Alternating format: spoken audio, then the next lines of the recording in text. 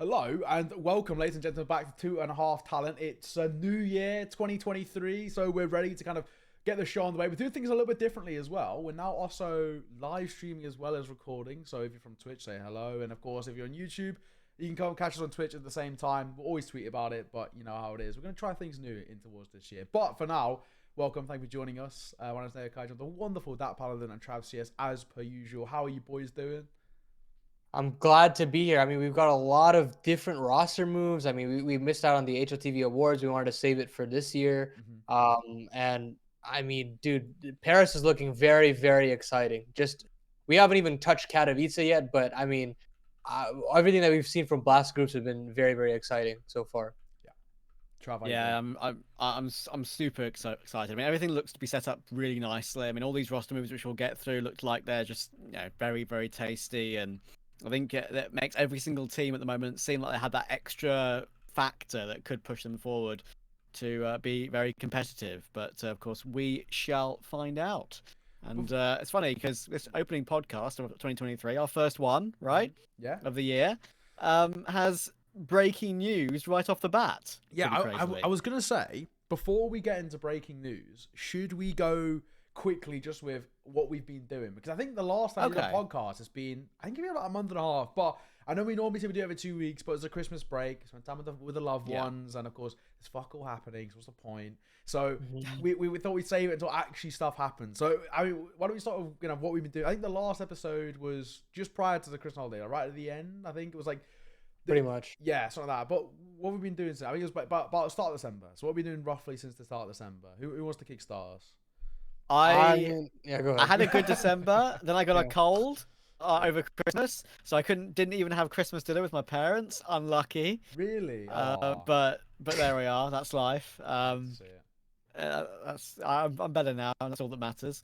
And then we had a wonderful time casting some conference, didn't we, Naya? Which was a lot of fun. Conference was fantastic, and we got to actually got to cast two teams actually make the main stage in Malta. So that was a nice bit of history to take part in there. Yeah, nice. Paladin, Yeah. what have we been up to? I played a lot of CS. I mean, there not being much going on, I wanted to play a lot more, and it's been nice. I mean, it's a different experience, I will say. So, I mean, I don't think I'm mechanically gifted by any means. So, no, really? people's opinions on how I approach and talk about CS is definitely gone down a peg after people watch me play. So, yeah, I gotta hit the DMs a little bit more, and maybe we'll have a different view on me. I started playing Open this season, and it's been a rocky start. I think I finished the game of the day with about 6 kills. It was really pulled my weight in that 16-9 loss. So, since the last podcast we had, as you mentioned, we did a bit of conference. So there was basically first week back, and then straight off the bat, player break ends like the 17th, like the Monday. I think January Monday 17th. Me and Trav, day one, boom. Bit of conference, which is pretty sick. I mean, I think we started on the B stream for the first 3 days. We were meant to do one better 3. They got cancelled because heat is just shit the bed, which we'll come back to later on down the line. Because that was an interesting start. We got a nice ease in because our first best of 3, which was heat, pardon me, got cancelled. So hey, I mean, I guess it was a little bit of an easy run, but overall it was really good. And of course we casted that final game, which was the Endpoint4's game, 3-map affair, banger. Nerds pulls off basically one of the clips of the year. Like that 1v3 is just absolutely ridiculous. And I guess I actually went back and watched that bit just before we came live. Actually, and it brings a joy to my heart. We're just both losing our shit. So, really good. And then also, I guess, end of December, I guess I did all the last week of Challenger League. So I did the finals the final week for Europe and Asia, which is pretty long. So I covered for Scriv on Asia, and I was on Europe as well. So I worked with Alan for Asia, so the whole week, and I worked with Mike for Europe. And I'm pretty sure I had COVID doing it, or some illness, like the flu thing that everyone in the UK seems to have had. So I was rough, but I got through it. And then since then, today I've been doing IEM Brazil, so that's been not bad. IEM Brazil qualifiers. It's been alright. Bit of Asian Counter-Strike, always a fun time, always very, very wacky. And I have to be up at 7 a.m. to do it, but you know, we go again for that tomorrow. But aside from that, it's been pretty good. It'll be like ease into the year quite nicely, but there's still a good amount of work going on. But of course, always plenty of time for a podcast. But as we kind of were alluding to, ladies and gents, there's been a bit of breaking news. There's been some stuff that's definitely worth talking about. So let me bring.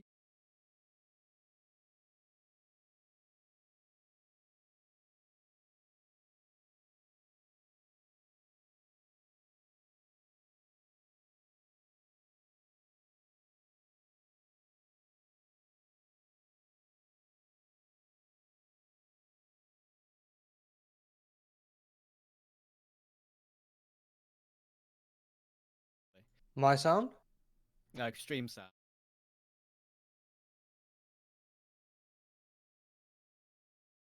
It's only on the scene where you're showing the web page. There you go, it's fixed. There we go. Easy. See, Nubage is just a goat, man. Nubage just saves us at every single fight. Exactly. I appreciate that. Don't actually know what happened. Is it only you, or is it? I think it's everyone fine. No, I think everyone's we're all fine. Good. Good. Lovely. Okay. All right. But anyway, back to what we were saying. Because you know, there's been some somewhat breaking news. k0nfig now going towards NIP. I mean, who wants to kick starts on this one? This one, this is quite literally breaking news as of 10 minutes ago. It's pretty crazy. I mean, it's pretty wild. I mean, you have to say, obviously, feel a little bit bad for Hampus. Clearly, he has something pretty serious that he needs to deal with in his personal life, which is, you know, has happened before. NIP seem a little bit cursed with players needing to take time off for their personal life, which doesn't seem to be working too well for them. And I think something that you've mentioned as well, Nao, in general, is that you're a bit surprised that k0nfig is just waltzing into these opportunities over and over again. And it is a bit surprising. And don't get me wrong, I'm aligned with that opinion, that it seems like, you know, everyone's just forgiven him instantly, whereas, you know, all the news outlets that maybe broke the news of k0nfig doing all that horrible stuff, like, then they took the shit for it. Yeah. But yeah, I think realistically, if you put all that to one side, it's a very exciting signing. I think it gives NIP more firepower. Hampus, we said that maybe he'd be pretty insane as he sort of went to more of a secondary caller alongside Alexi, had more chance to show his talent. Well, it was okay. I didn't think he was necessarily lights out. So k0nfig can be the star that could push NIP to start contending for stuff, because obviously the joke at the moment going around is that, of course, Alexi did that interview recently where he said, hopefully we aren't going to have any changes for a while, and now he has to teach k0nfig the whole strat book as well. So yeah, a bit of a nightmare for them, but I think in the long run it could be pretty decent, because it's a long time that he's going to be on this team. It's the whole spring, sort of the spring season, I believe, which is pretty crazy. It seems like quite a while, right? I had a little kind of glance through, and I guess I can kind of pan through as we're talking now. But from my understanding, it seems like it's quite a while, right? It is what I'm getting at here. Like, it seems like it might be Hampus out for a fair good whack of time. I'm not sure if anyone has any specifics. It says till the end of spring season, which I'm assuming is like, I mean, either that's the major, or that's like all the way till, you know, next player break, which would be June, Dallas. So I'm not. I think they're being purposely vague here, just depending on how k0nfig probably performs, or if Hampus is ready, and then they can, you know, say spring season can end here or wherever they really please, and kind of drop it, plug and play in that sense. So I think that they're being a little vague here, just in general. Because, I mean, again, k0nfig as a person, you never know what will happen outside of the server as well. So, like, I think it basically allows NIP to cover all their bases in terms of optics before things actually, you know, happen in the server. Yeah. But I think on the move as a whole, I think a big issue for AlexiB when he was on OG originally, when they first made that roster, was he had a huge issue with too many people calling. And that's like what NBK and Valde, who were previously IGLs on that roster, trying to call. It just didn't work. But now I think they had this issue, at least from the outside looking in, it looked like there were issues with trying to capture that Hampus style while he wasn't calling. And it's kind of like a dream if you could like unlock it. And we saw it at the RMR, where he was like the highest rated player of the entire RMR, which was really nice. But clearly it hasn't been replicable, and that's the main issue. If you can't actually replicate that, then you have a pretty middling core again, and the expectation is Resbro and Hampus could challenge for trophies, but now I don't feel as though it's possible. But bringing in k0nfig makes the rifle core look absolutely fantastic. I mean, you have now a player that you can let off the leash to already do those things. He doesn't have to worry about calling. Lexi can stick to focusing on the primary stuff. Headtr1ck can get integrated because he's got 3 players taking initiative, and he can kind of just be that player to be middle of the pack. He doesn't have to be a superstar at that point. And this team could get very dangerous very fast. I mean, it just really depends on how much Alexi wants to let him off the leash and how much he wants to kind of cage him in. But I think if they can find a way to let him do what he needs to do, this team can be very, very dangerous. Yeah, I gotta agree. I think just to touch on kind of the thing that Travis alluded to, I think for me it was always with k0nfig. It was just like, you know, this guy, right? All of the external stuff, when it comes down to it, he is an unbelievably good player. Like, he is very, very good. He always has his ability to step up and be the difference maker. I mean, we were always saying that Astralis was basically just blame F and k0nfig, and the rest of them are just dog, right? And that was pretty true. I mean, it doesn't matter who else they brought in. It was just those two were kind of that firepower. So for me, it was always, you know, he's amazing. I'm never going to deny that. Really, really good player. It's just, as you mentioned, the stuff outside of the server. Like, you just can't go around lamping people in the streets of Malta. Like, it's just like, I mean, and it was just when I come down to it, it's just when you think about it, that his end goal was to try and beat someone up, right? That's just assault, which is a crime, right? And I just think it's really weird that everyone's like, oh, who cares, mate? Like, cause in another world, if he succeeded, and he's a big dude, right? Like, k0nfig's a big dude. He obviously goes to the gym, he works out, he's pretty huge. If things had gone to plan, would he still be a player? I don't think so, because he genuinely actually could serve jail time for that. Like, I'm not exactly sure what the Maltese laws are, but in England, if he had got away with, or if he had like succeeded without, like, if he had been the one who came off better or whatever, he would probably be in prison. So yeah, I would find it really weird. But generally speaking, he's obviously an extremely good player, and I think for NIP, right, in a way, obviously, while they kind of have to make these changes and integrate a new guy, I mean, he's pretty good. I think he'll be fine. I always thought that for NIP, they were kind of close. It just kind of always looked like they needed that injection of firepower. And we said that kind of when they brought Headtr1ck in. We were like, okay, well, cool, you know, brought in this firepower, sick. And now they've got even more firepower. And I got to say, you know, in terms of firepower, I'd go for k0nfig over Hampus. So in that sense, there's a world in which this team actually becomes quite scary. If k0nfig and Headtr1ck start firing in the way that we know that they can, that team actually becomes quite dangerous. So for me, I haven't even had a chance to talk about Headtr1ck yet because I haven't done a podcast for a while. But I think he's been doing all right in general. So yeah. So I mean, it's quite spicy. I just want to just before we kind of move on from this topic, I don't know if you guys have seen it, but Nubij obviously just mentioned it to us. But CSLxBBC did a post about k0nfig. It is fucking brilliant. I'll get it up now. Hand-to-hand combat expert k0nfig joins elite group of ninjas. Yeah, the troubled martial artist finds a new dojo. The guy's a bit of a genius, I will say. It's so good. The account. He's on it. And that's quick as well. Like, he has done that in like 5 seconds. Like, he did that in sub 20 minutes after the article got released. Like, this guy is on it. Like, that's just pretty good. Troubled martial artist finds a new dojo is a fucking title and a half. CSLxBBC, man, he never lets us down. What a guy. But yeah, I mean, you know, for me, I like the signing as firepower. I think in terms of free agents who's around, somebody who can stand in, he's probably the best out there. I can't really think of any other free agents out there that can really. I can't really think of any other free agents. You know what they're gonna say, right? People are gonna say Twists literally himself after playing with him as a stand-in in Blast, which we'll get onto, of course. Yeah. Headtr1ck is one of the best players you could ever wish to have on a team, and he played really well with FaZe as well. So Headtr1ck is going to be thinking, what on earth did I do wrong to not get this opportunity again? But you know, they've moved past him, so I guess fair enough. You give k0nfig a go, see how it works out for the future, and go from there. That's the only thing. I was going to ask what you guys think about like that in terms of. I feel like Headtr1ck kind of seems like he's done enough, right? Like in my eyes, anyway. I mean, I don't know if he'd be able to play Blast, if I'm right in saying, because he's already played for FaZe. I feel like that might be The rules have been up and down all over the place. Remember, there was a lot of people when the news first came through, of course, which everyone was up in arms saying, why isn't Config allowed to play with FaZe?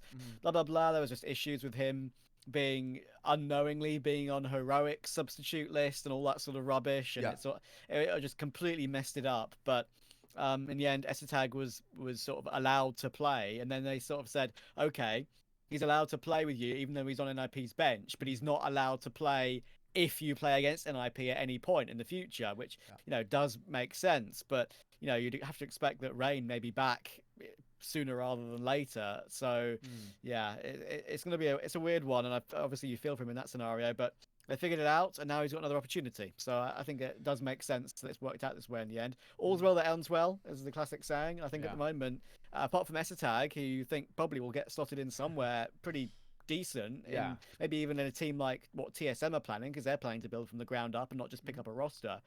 I think it's a good opportunity to do something with him in the future. Yeah, the only thing is I'm thinking is, where did Essetag go? I can't really think of anything, because if you think about recently, he could have actually been alright in that Godsend roster. Swedish team, kind of, I don't want to say tier 1 rejects. That sounds really bad, but you know what I mean? Guys who are no longer kind of comfortably slotting towards tier 1 teams. It may be a way, maybe you can make the argument about Essetag. I think actually this guy is, head and shoulders above the rest of that Godsend roster, but I can't think of any other Swedish teams that are maybe looking for someone,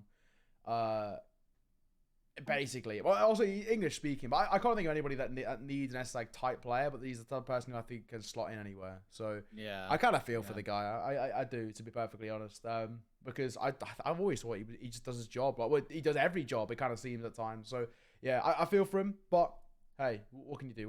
We'll move on, unless you have anything to add to that one, Annie. No, I think we're good.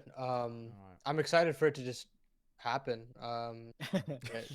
Kato is just looking more and more exciting, the more I think about it. Yeah. No, it is. I mean, also, something that maybe, is something that worth talking about for us, this will be kind of somewhat part of. Blast adding a second RMR open qualifier. So kind of peer pressure got to them. I saw a clip with you, Paladin, and Jeff saying Blast going to fold like a deck chair. That made me crease. That was very good. But he was actually spot on. He predicted that perfectly. But I gotta say, I think originally having one open RMR, I personally didn't like, because I thought one of the biggest talking points about the Rio Major was the 4 open quals. I thought it was fucking awesome. We had Astralis sweating out tooth and nail in the lower bracket of the 4th RMR. That to me is sick, and going triple OT against Brandenburg Blasters and Popcake dropping a masterclass. That open qualifiers bring these sort of stories. So I think for me it's I hated it originally, having only open one qual, because it just allows teams. Well, I mean, obviously you have all the big teams there, which is good because they'll get their own ranking. But I just think the open quals bring some really funny stories, and stuff that's always kind of worth talking about in my eyes, because we had some teams who came through who no one cared about. Gamer Legion's a prime example. Aurora, another great example, who no one spoke about, and look where they are now. Gamer Legion now seems one of the premium tier 2 organizations. The main player on Aurora, well, that iteration of Aurora, now k0n, joins Outsiders. I mean, there were so many stories. G2, of course, who they obviously were in that the RMR afterwards, getting beaten by RMR teams, and getting knocked out essentially by RMR teams. That or open RMR teams, that is. I've always been a big fan of open RMRs. I like having those storylines and kind of seeing cool teams get the opportunity to potentially get towards a major, which they never really would have prior, because they don't have the funding or the consistency of playing in big tournaments, etc. Yeah, I mean, the issue is there are so many different cons that can come from just one open qualifier, right? There's this huge issue with the arbitrary seeding that can come back to bite, bracket runs all the way to qualify for the closed qualifier. And if we just have one, that kind of makes that whole problem even worse, because if you had 4, eventually the seedings kind of work themselves out. The best teams do qualify, because you have so many iterations, and eventually there's less of those top teams that are available within the open qualifier. And that's one issue. And then there's another issue with where you have teams that cheat, and you can't necessarily make a judgment call as the game is happening. But it's ruined open qualifiers before, and it'll nullify the results of that said open qualifier, but they won't be in the future ones. So then the teams that had the opportunity to qualify can do so in a future open qualifier. So I mean, there's just so many bad things that can come from just one open qualifier, and those are just a couple of reasons. However, just one thing to add to that, you are spot on about the cheaters. But if I'm right in saying, from what I've heard, apparently the open quals are being run through challenger mode for Blast. That is the worst anti-cheat ever. It's like, it's plagued with being so easy to cheat on, apparently. So I'm actually quite concerned that this is actually going to be worse, because one of my friends, C60, fairly decent CSGO player, played in a variety of domestic tournaments, whatever, but he's used kind of basically all the anti-cheats at this point, and he was saying apparently it's also the anti-cheat is really bad in terms of, for everybody, it will just crash mid-game. And it always happens. There's always going to be loads of tech pauses, essentially. That was one issue that I was very, it was very odd. I mean, why don't you run from Faceit? Faceit's tournament page has been the stable for open qualifiers, at least through ESCA, PGL. No, ESCA even ESCA. The ESCA of Faceit, I can't think of any other reason why you go anywhere else. ESCA worked perfectly for the last time, apart from the server died on day one. But I think that was like a CS-wide outage more than anything. I don't know. I'm quite worried about challenge mode, because from what my friend was telling me, apparently the anti-cheat is terrible. And not only is it easy to cheat on, but also the other way, it crashes for everybody. Everybody who plays on it, crashes. So we're going to have just a myriad of tech pauses and just BS trying to get through it. So that's the thing that worries me a bit. Yeah, I mean, there's a lot of bits and pieces that do concern you about this setup, but Blast, they've shown that they listen, which is a good thing. They've shown that they listen to the community. They've shown that they will change things based off, especially if there's a lot of pushback. Yeah. As the classic "folding like a deck chair" saying that they coined so brilliantly. Yeah. But yeah, I think that there will be some issues with who they've chosen to host it. I agree. I don't really necessarily agree with those, but as long as they can sort out and fix issues if they do suppose to arise, which I trust they will, I think it'll be okay. But obviously that remains to be seen. I think that their change to the second open qualifier is very good. It gives obviously us more opportunity to cover some of those on our personal stream for some watch parties, maybe. Wink, wink. Wink, wink.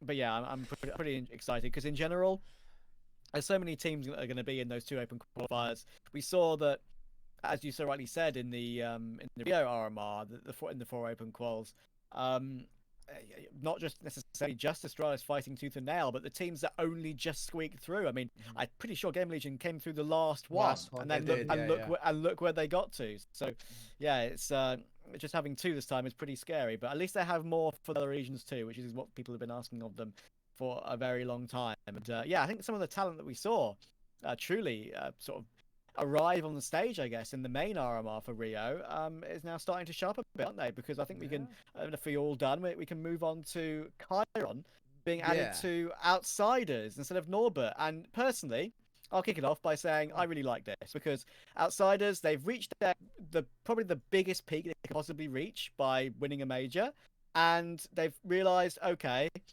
rather than just sit on it and think, okay, well, why do we need to change anything? We've just won a major. What needs to be changed? They've noticed a few weaknesses and thought, okay, let's get someone young in, someone who can have some more star power.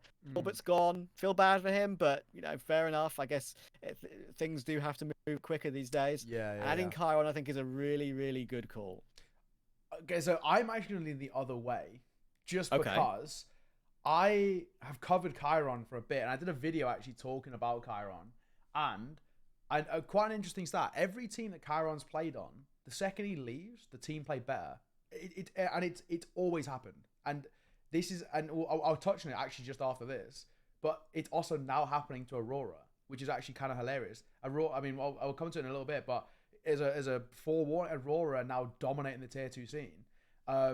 And I did a bit of an in-depth look into it, and I don't know exactly if it's kind of a mentality thing or something about him, but it seems like teams play worse with him on them. And also for me, when you're bringing in these youngsters in towards like tier 1, when you brought in your Manessis or your Headtr1ck or whatever, they've always been standout, amazing. But for me, k0n was never really standout phenomenal. He was pretty good. he had some okay performances in the closed RMR. I mean, they still went 0-3. But yeah, for me, I'm generally actually not a huge fan of him as a player personally. But at the same time, I'm glad that outsiders realized that he was like that Norbert Mercier was kind of the weakness in that one. Like he was kind of him who was struggling and whatnot. But yeah, it's just when you look at his track record, right? Like Spirit Academy, they were just kind of they was in the We Play Academy League, they were kind of really shit for ages, right? And then Karen Lees goes to, I think it's that Indy Ray, I'm pretty sure. Goes to Indy Ray, Spirit Academy, back-to-back second places, and they should have won actually the most recent one. So instantly they're better, right? They bring in like this 15-year-old wonder kid called Donk, and he's like an absolute beast.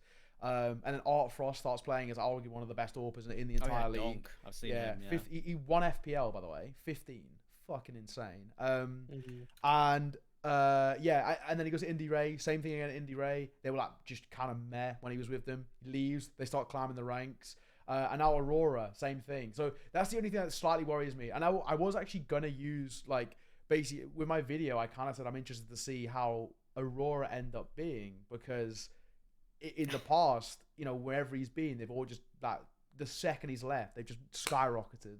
And Aurora have just skyrocketed. But guess what? I mean, we can just quickly touch on that now while we're on the point. I mean, they've beaten Websters, who have Lollipop now, the Belarusian team. Tricked, who are a mainstay tier 2 team, 2-0. The new Godsend. Movistar Riders, who sure are struggling these days, but still, 2-0. Partisan, who look genuinely decent in conference, 2-0. Sangal, superb tier 2 team, 2-0. Gamer Legion, 2-1. They haven't lost a single Inferno or a single nuke in 4 occasions on both those 2 maps. It's unreal. And Partisan beat Sprout like 2 days ago, and it was pretty good as well. They're actually playing BNE right now. I'm gonna check the score. They're even. They're like dead God. even right now. It's 10-11 to BNE right now. About to be 10-12. But even still, live. They are taking, like, you know, they're beating and taking big teams a distance. I mean, again, this kind of reiterates the point about k0n in a weird way that, like, whenever he leaves teams, they just perform better. And I'm quite worried that, you know, we should start to realize maybe k0n's the problem. But at the same time, the other thing is, James is a genius, and if James has 2 years in a row done him as his, you know, bold prediction, he's got to see something, right? He's got to have seen something that we haven't, because in the closed RMR, k0n was pretty shit. I mean, all of that team was shit, but he individually was pretty bad. And Aurora never did anything in tier 2 until now. Now he's left, but you know, but before, when he was a part of that team, they never did anything. So I don't know. What do you think, Danny? I really like the principle of the move, like just trying to cut off a player as soon as you see an issue. And I believe they were thinking of the move even before, like even during Rio, like they were already under like consideration that, you know, Norbert's gonna go. And the fact that they like gave him another event to do World Final, they go out in last place. They were like, you know what, we're not gonna even bother taking him into the new season. I really like that. I admire that he had the gall to make that call. But I think, yeah, of course, whether or not k0n is actually good, we'll have to see. But I like that he's young. I like that he's moldable. There's a situation where Norbert has been playing the game for so long that you can only mold him so much.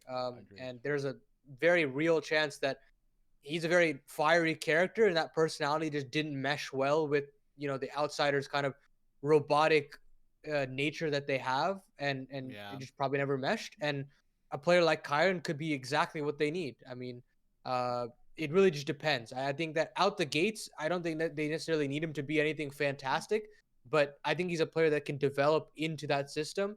And obviously, we've seen him integrate players like Flit. I mean, the fact that they won a major with Norbert and Fame is just absolutely outstanding. Incredible. After losing Yekindar. I mean, those stories should give enough credit to James as an IGL that he can mold whoever he needs to mold. So hopefully those results aren't necessarily the truth, and, you know, k0n does improve. But those signs can be a bit worrying, I won't lie. Yeah, and there's a rumor that's been posted by Overdrive on, you know, the Russian CSGO move specialist on Twitter as well, that Norbert may team up with like Boomich, Forrester, and Nickelback for a team, which would be pretty interesting as well. So if that comes about, That could be very, very interesting. I think that could really be a team that could also, you have a major winner. Yeah, you have two major winners with Boomich as well, and you have Forrester and Nickelback who have been screaming out for someone to pick them up. I feel like at that sort of decent level for a while, and that could be a great opportunity for them. So. Funny comment. Someone replied to Overdrive saying tier 3 is in danger. I actually think this is a bit. I think this is I mean, I don't actually know Danitz. Anyone know Danny?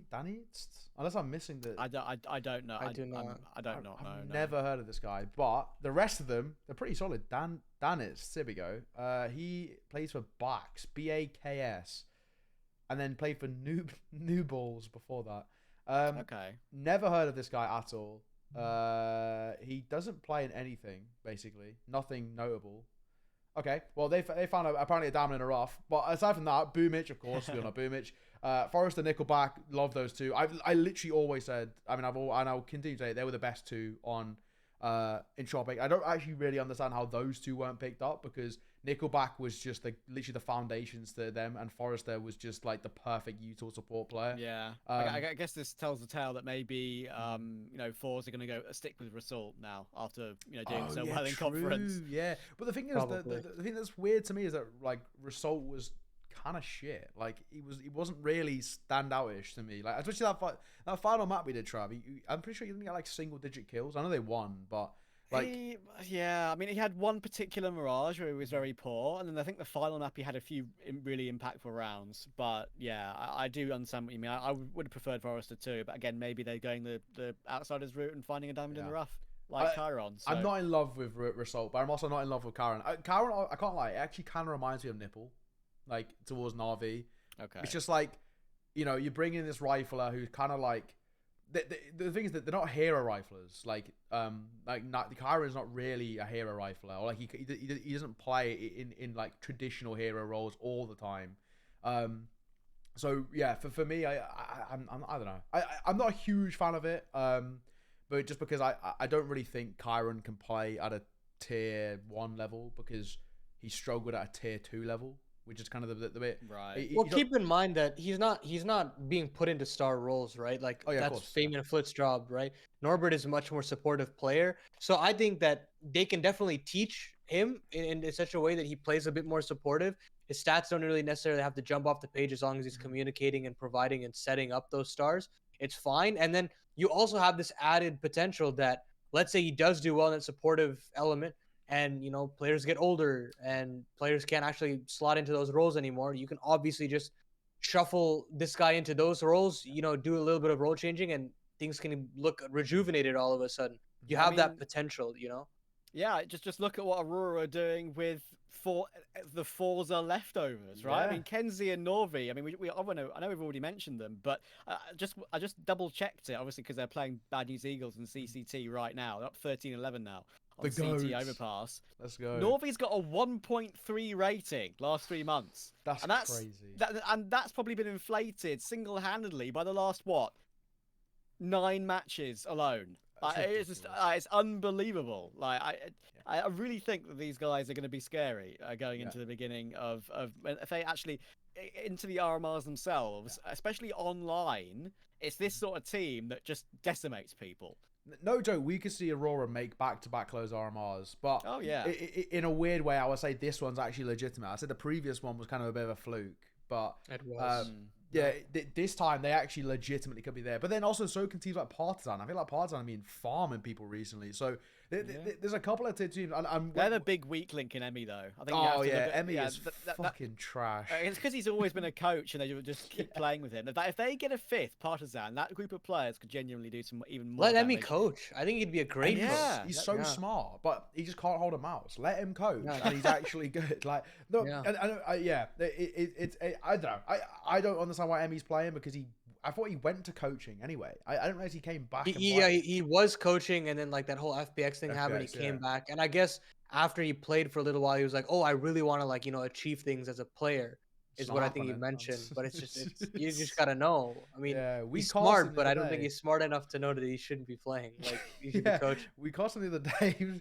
Man was single digit Simon out there in the server. He was really Single dogging digit it. Sydney. Yeah, he was having dogging a it. good time. But just on our last note for the Karen thing, I think for me, I think for Karen and Nipple, it's a race to the bottom, and I don't know who's gonna win it. But Wow, that's how I see bold. it. Basically, I think Well, we're it's gonna get onto that. I think we're gonna get onto yeah. Navi because I've got some thoughts on that one too. But I think the next one we should go to, which is Yeah. kind of fun, because I have my shipped from the US of A Cloud9 hoodie on from Puma. Very nice. Beautiful. It's got the sponsors on, which I didn't actually want, so I emailed them and they're going to send me a replacement hoodie. Wink, wink, nudge, nudge. But Cloud9 have confirmed Buster, and I'm expecting some boos to this move. Oh, 100%. I mean, I was extremely. Andy, go first. I'm gonna start cooking. It's just such a bummer, you know. I mean, I think that Inter's. I mean, the first ever video that I made on my YouTube channel was on Inter's, and I wanted to give him so much credit for the work that he was doing on Gambit, because you had all of this talk about the rest of the 4 players, and you had another player who was not necessarily getting the best rating, and a lot of people were like calling for his head, for weirdly enough, like during the kind of COVID era. They're like, oh, well, just one move and they'll make their own era, and they'll go to LAN and they'll win everything. And I was like, there must be a reason why Inters is on this team for as long as he is. And you just see the kind of information that he gains round after round, the kind of stalling that he's able to do, the kind of anchoring that he's willing to put forth, and play a lot of bitch roles for this team. So that all of the other players on this squad can shine. He's an absolutely selfless player, and I don't necessarily think he was the issue. A lot of it came down to mental blockages. Like you could definitely tell at the key impacted games throughout their season, they couldn't overcome that. And then you could also tell that their consistency was extremely lacking. They had to rely very heavily on individual form. And as we know, individual form can only get you so far. You have to have a fundamentally sound system. And for that reason, and I'm sure many other analysts have suggested that as well, but I don't think it should be Inters. It should be Nafani that should be going. And I think there are a lot of Nefoni, get that fraud off of that team. Absolute paycheck stealer.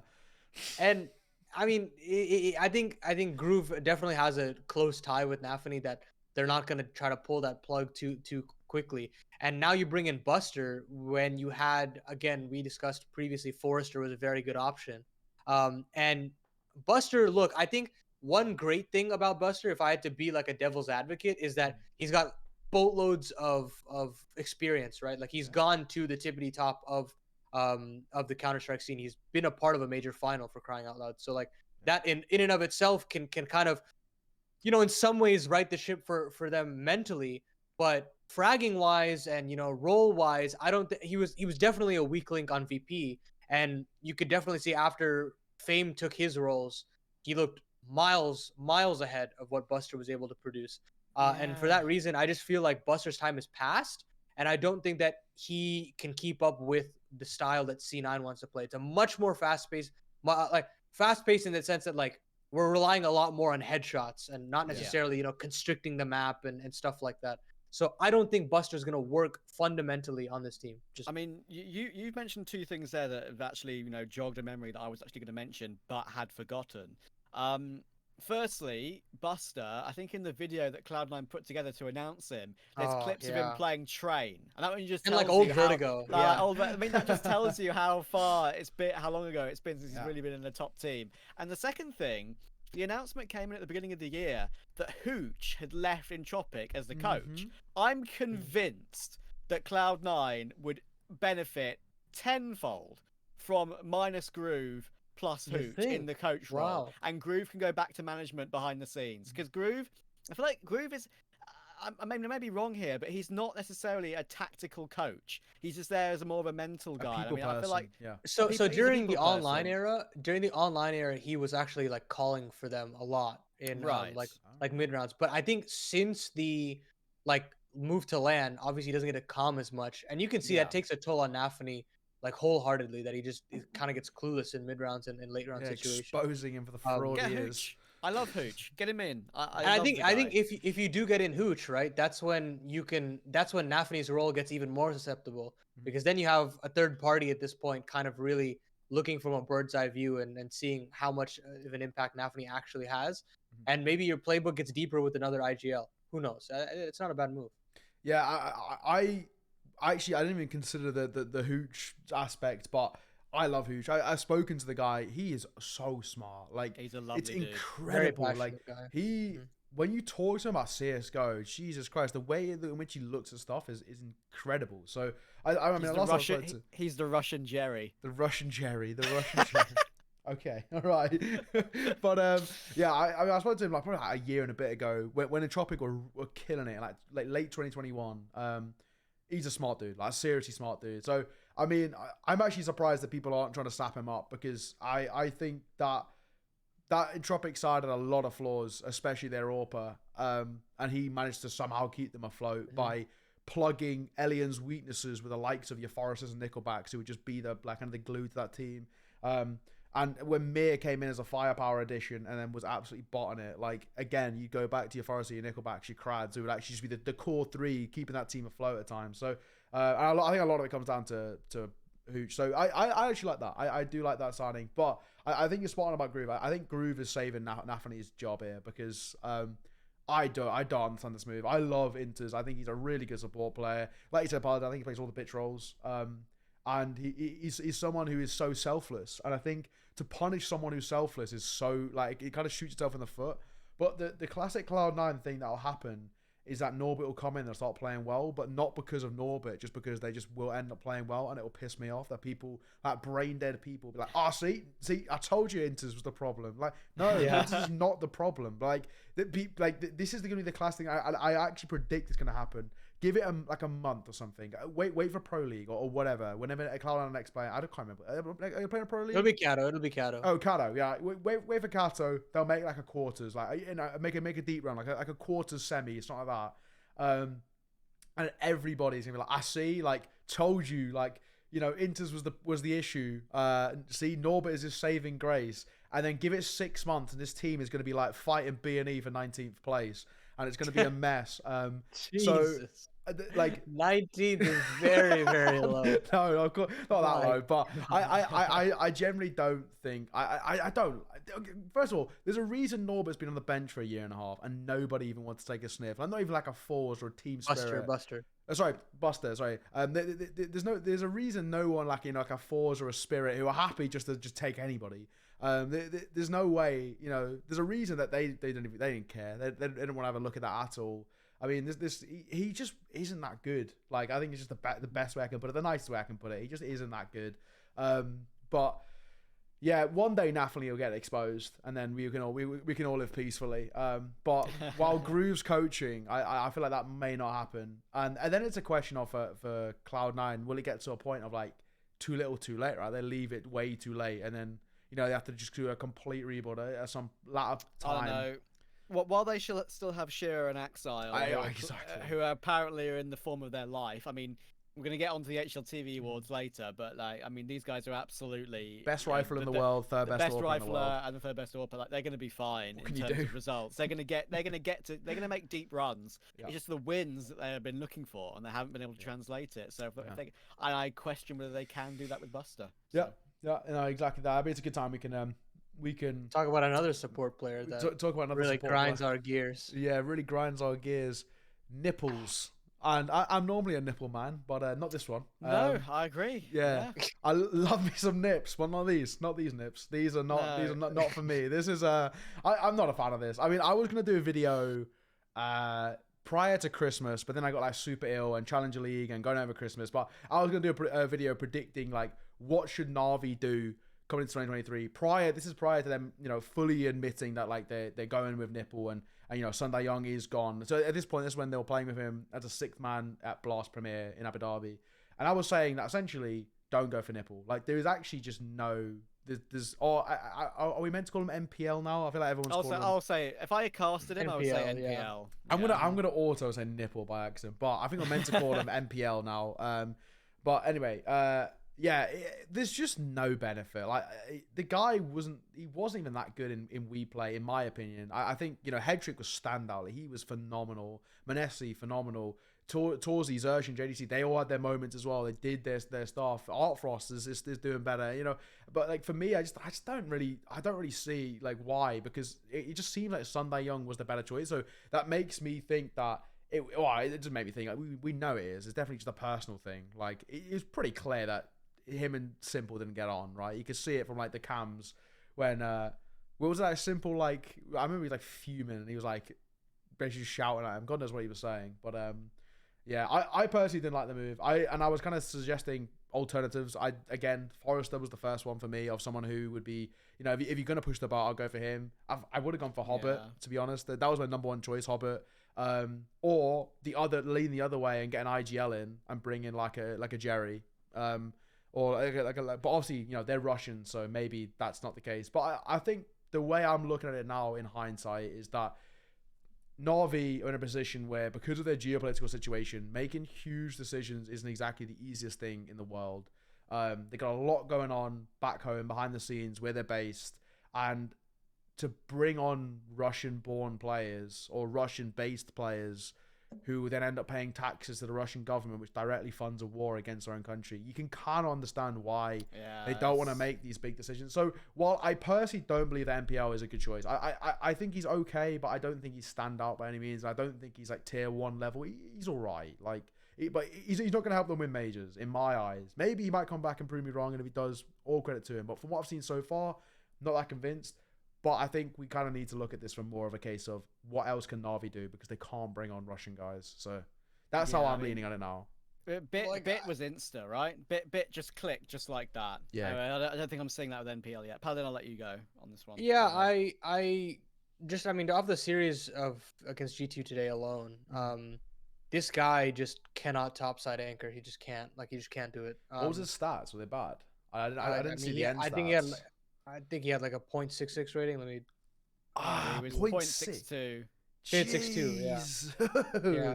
But they all played bad though. Yeah, Bit went 0.67, so it's just very concerning when you look at the eye test, and the job of your topside anchor should be getting one at maybe 1.5 before the side exits come in. Have a little bit more proactivity to try to take and get information, but this guy is like scared. Like, he's scared for his life. He's playing back silo, not shoulder peeking for information on hut side or squeak side or even mini. This guy is playing like top hut. He's not looking through to see if he can get a squeak angle or maybe a top hut angle. Nothing. It's pure fear that he doesn't want to make a mistake. And a player at this level, it just cannot be that way. You have to have some kind of guts and some kind of gall to take some of these duels. And he doesn't even have the belief that he can win it. I mean, he's going into interviews and he's telling oh yeah, I've never even scrimmed nuke before, and he's just telling this out in interviews. He's a kid, straight up in every way. And it's just a bummer that Navi is boxed into this situation, because this is a degrade from a downgrade from SDY in every sense of the word. Because at least with SDY, he's already experienced top level Counter-Strike, that you don't have to worry about kind of mental and trying to fit into a system and all of that simple fundamental stuff. You can kind of worry about trying to get him to mold into how Navi wants to play and where his specific spots are, and kind of the intuition of how to do more chemistry peaks and whatnot and play off of each other. Yeah, you can't do that with NPL, because you got to start with the very, very basic level of the game. And I draw very similar comparisons from NPL to that of k0nfig on Vitality when they brought him on. Yeah. Same, very similar roles and very similar issues with kind of how they approach it. It's at least with Masuta, if I had to give another comparison, and Bit probably, you can kind of see that they already had a little bit of a gift, at least to play in a tier 1 system. Granted, obviously Masuta had his own issues. That's besides the point. But at least there was a baseline there. There wasn't a baseline with k0nfig. There wasn't a baseline with NPL. And I just think they're going to waste too much time trying to mold him, that they're going to lose a lot of valuable time that they won't be able to get back. I don't think they'll be able to compete at Kato. I don't think that they'll be able to compete at Paris. And that's how long I think it's going to take for Navi to realize that this isn't the move. And that's, I think, the most I'm worried, right? Just to add one thing to that quickly. The only thing I would say, at least k0nfig had good frag movies. That guy was coming out and slapping about in FPL. Like, I can't lie. Nipple was barely putting up plus rate. He has a 47% +1 map rating in the last 3 months. That's terrible. Like, that is actually bad. Like, there's no frag movies being made from that. It's worrying. I mean, I found the tweet that I did on December the 30th. I said, NPL is a talented kid, but I'm concerned for Navi going into 2023. Obviously, their only goal is to win events, and I don't feel confident that he's ready. Yep. Sure, the World Final is a small sample size, but the scene feels good with the competitive Navi, and I'm not sure we'll get that for a bit. And Paladin just basically echoed exactly that point. I think it's going to take quite a long time. However, as a counterpoint, if there's one person I trust to figure this out, even though he can't necessarily do miracles, it's Blade. I agree. I feel like he's got a way, hasn't he? I mean, I kind of, in a way, like when I was doing my video, and I guess it was quite harsh. I was saying, like, you know, I don't believe in Nipple, right? On NPL. I'm never gonna get that right. I don't believe in NPL. The caveat was like, but I really believe in Blade. Like, this guy knows it. But the only thing I say, when you listen to him in interviews talking about NPL, like, he's not exactly the most positive dude about NPL. Like, and that kind of makes me think that he's very blunt, isn't he? He was the same about Headtr1ck. He's just a blunt guy. It kind of also he'll say it how it is. It does make me think, though, in a way, that, like, potentially, like, he's just like kind of thinking, okay, well, there's nothing else we can do. Like, you know, maybe he's spoken with Navi management and they're like, yeah, well, we're not bringing in Russian players, and, you know, who have they got to pick from? I would have a look at Ukrainians they could pick from, and the only one that I could think that I would Captain like k0nfig? was k0nfig, the only guy. So I'm gonna finish this video at some point. I can't really be bothered at some. It's a long ass video. It's a bit of a video essay, and I'm a bit lazy. I'm a bit busy right now, but I will get it out at some point. And I talk a lot in depth about k0nfig because I really like him. I think on base, He's not bad. it's him and Wrinkle are pretty cool. I think they're both pretty good. I think. Do you know his name means Captain Jacket? That's what k0nfig means. Yeah. Captain Jacket. What a just guy. Like a jacket like you're wearing. It's like Truck Lover 86 in North America. My goat. Like Captain k0nfig 023. Like, he's gonna have to. But this is why I really want, like, a very mean and sort of sadistic part of me really wanted Bait to beat Gamer Legion in that RMR qualifying match, so we got Captain k0nfig 023 stickers. Yeah, it didn't happen. Maybe one time in the future. I can't lie. I've been really enjoying a few names recently. Like, Truck Lover. That's a newfound love. Truck Lover's a good one. Truck Lover. Also, I'll tell you, when I casted Mythic, I was trying really hard not to say his name as much as possible. I noticed. I was watching that overpass map. He got like a 2K or something, or like a 3K, and you're like, it's like hands off there. You can handle this, lads. I don't want. You're not coming out of nowhere. Truck Lover. But also, like, there's also a pretty good NA caster as well. I listened to his game of the day, like Pineapple, something like that, like Pineapple Mr. Phillips. Pineapple Phillips. Pineapple Phillips casts with. Fucking love that right, name. yes. Love that name, mate. I love it. Like, I've never heard it. Paladin. I know what you're thinking right now. I know. I was like, how does he know? The Pineapple Phillips. No, I saw like a tweet the other day, and I was like up at like 2 a.m. So but I just love the name Pineapple Phillips. That drew me in, Pineapple Phillips, to watch some Counter-Strike, and I ended up watching like Nouns versus. This was like yesterday, I think, like Nouns versus someone.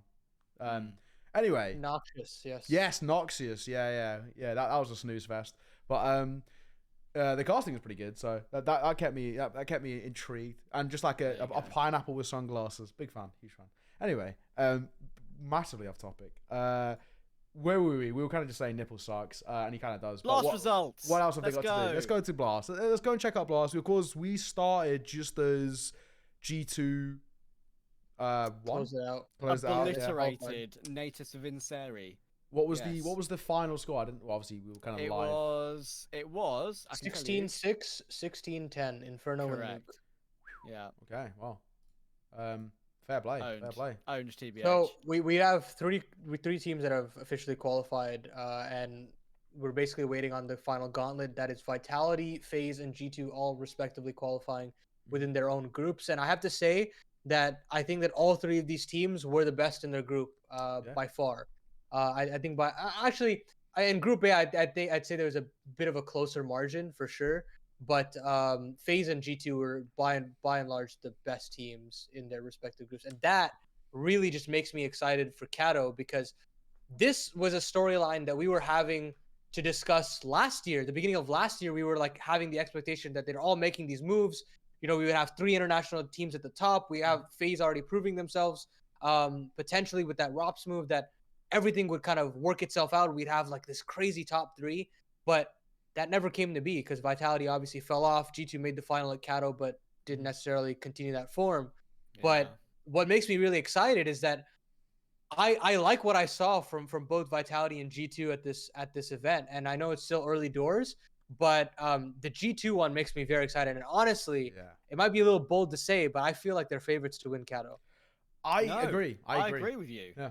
It's terrifying to say, but if NiKo can still shoot people like he's been shooting people over the course of this beginning of this event, I mean, obviously, there's differences in terms of setups and LAN to online, and I mean, I know this was LAN, but still, like, I feel like NiKo in general impresses me every single day I watch him play. That he can still hard carry almost like he did when he was on mouse. It's unbelievable. I mean, the guy has to be the best rifler that Counter-Strike has ever seen.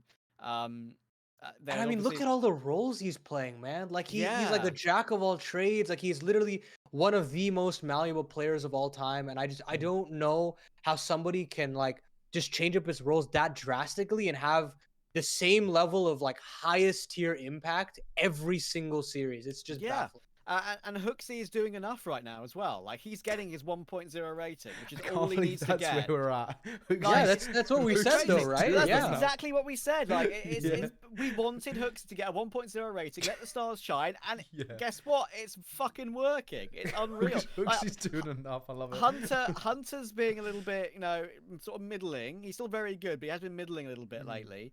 But m0NESY is hitting the shots he kind of needs to hit in general. JKS has shook the rust off. HLTV's figured out really insane mid rounds, especially on Inferno. G2's Inferno is unbelievable right now. I mean, I'm seeing so many things that HLTV's added that keeps them like so hard to predict and guess, and they seem to be choosing the correct strategy at the correct time as well, like apps pops against like a particular sort of buy, or with a specific sort of buy, etc. And if NiKo's going to drop, what was in the Navi one? Let's have a look. 53 to 23, 102.9 ADR with a 1.61 rating. Damn. It's crazy, but they look the most consistent team in World CS. One event, maybe 2 events if you want to talk about the World Final 2, and they're both just blasts. It's not like we're going into ESL or IM yet, but still, it's scary and shocking. I don't think Vitality are anywhere near them yet. Navi we've already spoken about it. They're not there. FaZe might be their closest competitor for me. Yeah. Well, I guess we could talk a little bit about FaZe. I mean, the games that they had. Actually, today they played OG. I believe, was it today? Am I tripping? Or was it yesterday? Yes. Yeah. It was today. This game was not close by any means. And after their first time they played OG, they dropped Ancient. And I was fully expecting for it to go to 3 maps today, but FaZe looked like on another level. I mean, it is ridiculous the amount of work that they can do with stand-ins. The amount of chemistry that they get with some of these players. Like, they make them look like they've been on this team for 6 months at the very least. There was a particular round on Ancient where S-Attack like ninja diffuses, and you listen to the comp. You listen to the comms for that round, and it legitimately sounds like they've been teammates for like ages. And I don't know what k0nfig does to that environment and how he makes it just so welcoming and just anything for any player to just come in and slot right in. I have zero fear that they can go, even if Rain doesn't play k0nfig, this team will still make, I think, quarters of k0nfig, I think. I mean, you have to look at the comms video that k0nfig releases and like FaZe release for their team whenever they play. When they released the one with JKS from k0nfig, he was saying, I don't know how to throw that smoke. I don't know what to do here. Like, he didn't understand the setups, and they still fucking won. Like, it's unreal. Like, they have the history of like, not just winning with JKS. Like, if you go back even further, I don't even necessarily think obviously it was barely the same team, but you had the one with Croman at Belo Horizonte, Exist. you had the Yeah. one with Exist, Sydney, I Mhm. believe. Like, I mean, they are. It's the buff that they get. It's all a meme, but it seems to be genuine with them for sure. I did like the possibility of like, what was it? Someone was saying like, if FaZe play NIP and like some weird, like they had to have like lost something and NIP won something else to make it happen. Basically, if they were both in the gauntlet, they Yeah, might have yeah. had to play each other, and then Esther Yeah. wouldn't have been able to play. And then it would have been, was it Robin who would have had to play? No, they're It would have been, standing coach. yeah, I think it would have been Eddie actually. Eddie, yeah. So that would have been Jesus. very funny. Yeah. I would have loved to see that. Let's that when Berry that would have stands in been for Sprout. Yeah, that would have been like. Remember that one event where Yanko played for FaZe? Oh Yes. yeah. Yeah, so like, I mean, it would have been that sort of esque, I believe. Yeah. We had Zeus on Liquid. That was a good one. I don't know if you guys remember that. Yeah, I do. I do. But I guess we could talk about some of the players or some of the teams that are in the gauntlet as of right now. I think the most interesting one is Astralis. It's just very curious to see how they played throughout the initial bracket stage. And I think it was kind of what we were expecting, a team that can stay competitive now at the very least, but they're still not all there.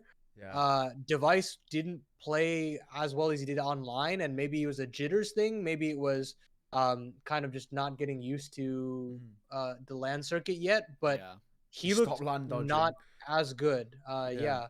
But what do you guys think? Do you like what do you kind of chalk that up to? Because that'll be very important to whether or not Astralis wins these big games for sure. I think NIP beat them with Maxter. Maxter's genuinely, he's all right. Yeah. Considering Maxter was thrust into the action last minute from the academy roster and played against some of the best teams in the world, his B anchoring that he was doing on Mirage was stellar. Yeah. He played really, really well, and I really think that honestly NIP can and will still beat Astralis, but I could be wrong. I just think that'll be the case.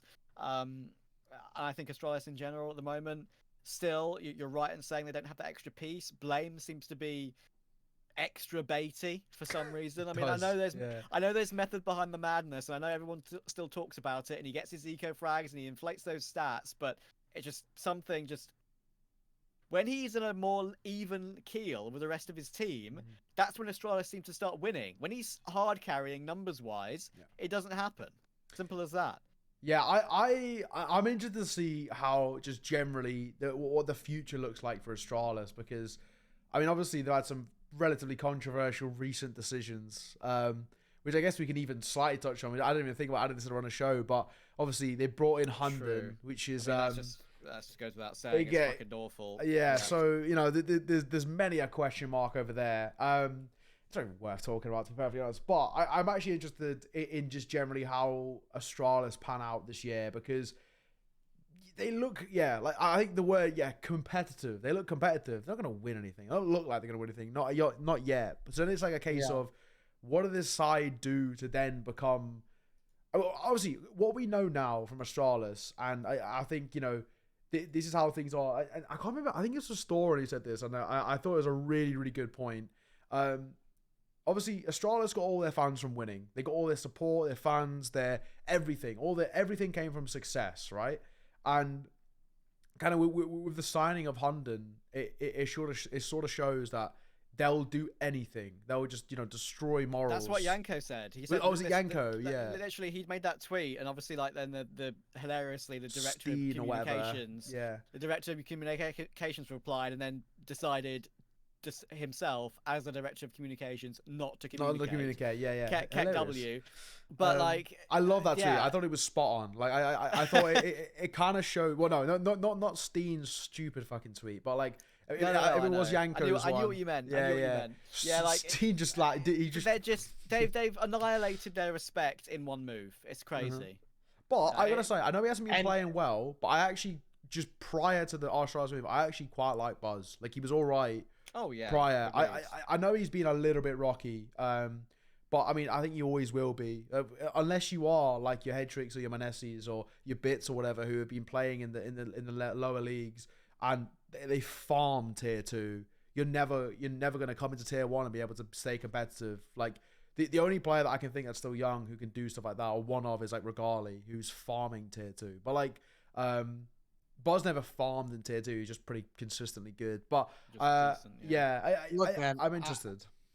I think my biggest player that I'm looking towards as of right now, and I know a lot of people don't want to say his name because he's got quite the legacy and he's got all this kind of accolades behind him, but that's Glaive. I mean, at this point in time, I don't think you can make the player excuse anymore. He's outdated. Personally. Get him out. I've said it for a It's while. done. Outdated, debated, whatever the meme is, done. I think that he's provided a lot for Astralis through their 4-year term, their 4 major stint, and they've absolutely redefined the way the game is played. But the clock is always ticking when it comes to GOAT conversations, and everything that is happening right now, everything that happened last year, is all fair game in that conversation of GOAT IGL, right? And so far, I don't. There's really nothing to me that considers Glaive a top IGL in the space right now. And you can just look at the map pool that they have right now. It is non-existent. And it is non-existent. And there's not a single map that I can confidently say Astralis will win if they pick into this map. Yeah. Do you remember their old nuke? Like Astralis old nuke. Of course, yeah. You had Astralis old nuke. You had, I mean, even before that, you had Astralis on train. Yes. They were unstoppable there as well. And like, they always had a home map. I mean, obviously, the 2018 Astralis was unstoppable on Inferno. They could seemingly never lose on that map. You had obviously that crazy game that they had against Fnatic, where Fnatic pulled them all the way to the edge of the tournament, and you have just this crazy BXEC, and Astralis just burns out Fnatic from the round in the tournament. Yeah. But they don't have that map right now. They don't have that map whatsoever. They don't play Anubis. They don't like Vertigo, even though they have to play it now. Yeah. They can't play Mirage because Device is still getting used to Mirage. Didn't help them either. Yeah, exactly. They used to scrap really hard on Dust 2, and maybe that could have worked, but now you can't even lean on that. There's nothing that you can do, and for that reason, I feel like it is now or never for Glaive. I'm giving him maybe I'll give him one major at the very least, but if he can't do it there and he can't do it at potentially whatever the second major is, I'm out. Like I'm at that point, I'm looking elsewhere because tenure is one thing, but results is another. And if you want to win, you got to make the hard decision. Bird from Sky. I literally was about to say why Bird from Sky is the first choice. Every single player that I've spoken to who has played on the Bird from Sky, every single one has said he's the best IGL I've ever worked with. Like, he won't frag, but he'll be a hooksy for Astralis. He's a hooksy, yeah. He'll get his one, but he'll come up with like ways of making your team actually good. And if I'm right in saying he's played with Buzz, or at least he knows him. I know that for sure. Yeah, definitely knows him. So, for sure. Yeah, like, I mean, there's already a bit of a connection there. And I'm sure the Danish guys know him. I mean, this guy, he's so good and he's so cerebral that in tier 2, he is known as Radar from Sky because people were so convinced that he was cheating. That's how good he is at reading and counter-striking teams. And obviously, we know for a fact in a fragging department, he definitely isn't cheating. It's just his ability to read and make mid-round calls. And, radar hacks. Yeah. and his knowledge, right? This guy is he is cerebral. So for me, I hate to say it, but you're absolutely spot on. Probably than I could have said about myself. I think, unfortunately, Glaive, it's time to go. I actually think people who call him the Zip's head aren't like, I don't fully agree with that. I think there's still definitely validation around Zip. Or at least, leaning on his experience in a little bit, but I kind of feel like Glaive's got to go. His time is done. I said that Zip should go, but he's picked up his level a little bit since the end of last year. I still think he's a weak link, but Glaive is still a big issue, and I don't think it's going to work anymore for me. He's a weak link, right? But like, who replaces him? I can't even think of any Danish person because they're not nabbing anyone from Sprout. We know that. Well, you just burned your entire reputation in the ground, dude. You look at Shush and like his interview. He's like, "Yeah, why the hell would I ever go to Astralis? That's like the dumbest idea ever." And everybody's Astralis. Like, "Yeah."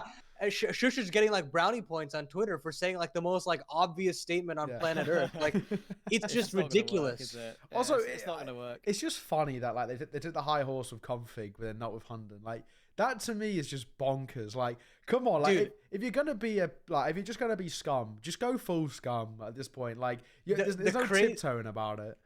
The funniest thing ever was Hunden would shake hands with the other teams between series, obviously. And they played Heroic before they got eliminated down to this knockout stage. and Hunden didn't show up to the shaking of hands. Oh then. yeah, He yeah. just Oh, disappeared. yeah, he of just, course he he just went did. off camera, and that just really kind of set the tone for me. These guys just don't give a shit, man. Yeah, They yeah. don't Yeah. care anymore. No. Like Astralis just yeah. I mean, they know their reputation is in the ground, so they're just going to do anything it takes for them to win again and even become even more hated. But anyway, Yeah. even if they beat Yeah. NIP, I'm not sure they'll beat OG anyway in the next. Was it in the round Yanko after. who said that tweet? It was Yanko, right? Who's just It like was one of my Yanko. spot on tweet. Like I would find it, but I can't be bothered. But it was go and look at it. Very good tweet. It was a Actually, banger. hits the nail on the head of literally everything I was thinking. Big versus Liquid. Liquid win for me, by the way. And I think. Okay, so on Liquid, right? Go What on, go so Alige put out an interview recently saying that their expectation is they want to win the major. Thoughts? I mean, they're skipping LA in Brazil for it, but. I mean, everyone wants to win the fucking major, mate. Join the fucking club. I know. No. He's like their expectation, right? Like their eyes is set on winning the major. Like they have an expectation. Do you know what their eyes should be set on? Internally dipping off OC if they want to win a major. What the hell are they thinking? They're playing 4v5. Of course they're not going to win a fucking major. Isn't no, chance? dude. Sometimes it looks like they're playing 3v5 when you have Nitro on the team too. Like, oh my, yeah. You know what? I love Nitro, and I think he sounds like the loveliest dude. But Jesus Christ, like this team. People have been saying that they should ditch Nitro, keep Yakinda as an IGL entry who can just like do what he does best and then talk to his team for the rest of the round. Because he's the one that came in and helped Nitro a lot anyway and get up to meta at the beginning of when he joined the team. And then, I don't know, get like I mean, it obviously kind of destroys the identity of being a North American team. But then, like, if OC isn't up to what it takes to actually win a big event, then you look to someone that maybe in sort of that's still available in tier 2. Maybe I whisper his name, but like even though he wasn't amazing, like where's Mantu? Like I feel like he deserves a shot. I mean, like I'm not saying that OC is worse than Mantu. I'm saying that maybe he'd just do better on the big stage. Hey, we're making changes. Bring in Alex. I want to see UK play back on the back. Apparently, he's just completely out. Like he's got some kind of illness or something. Yeah, he is gone. But it's sad. Manti became a free agent 2-3 weeks ago. So I think start of January. I think like 1st January he became a free agent. So that actually isn't an outlandish call, Trav. You whisper it, but you can actually speak out. I feel like there's some validation. He's played tier 1 for the vast majority of his career, and he was all right. He wasn't that bad. Or they looked tier 2, and again, I think if you look in tier 2, well, actually, the thing is, when you look back at it in hindsight now, they should have gone for MHL. Like they actually should have gone through with that. I actually, in hindsight, dude, I think this team wins everything if they get Dexter. I mean, like they had that in the palm of their hands, and they didn't spill out enough money for it. And I think that team could just tear through anything. I mean, fundamentally, it just fits the team's philosophy so well. I think a big thing about Liquid's issue right now is the map pool isn't with them.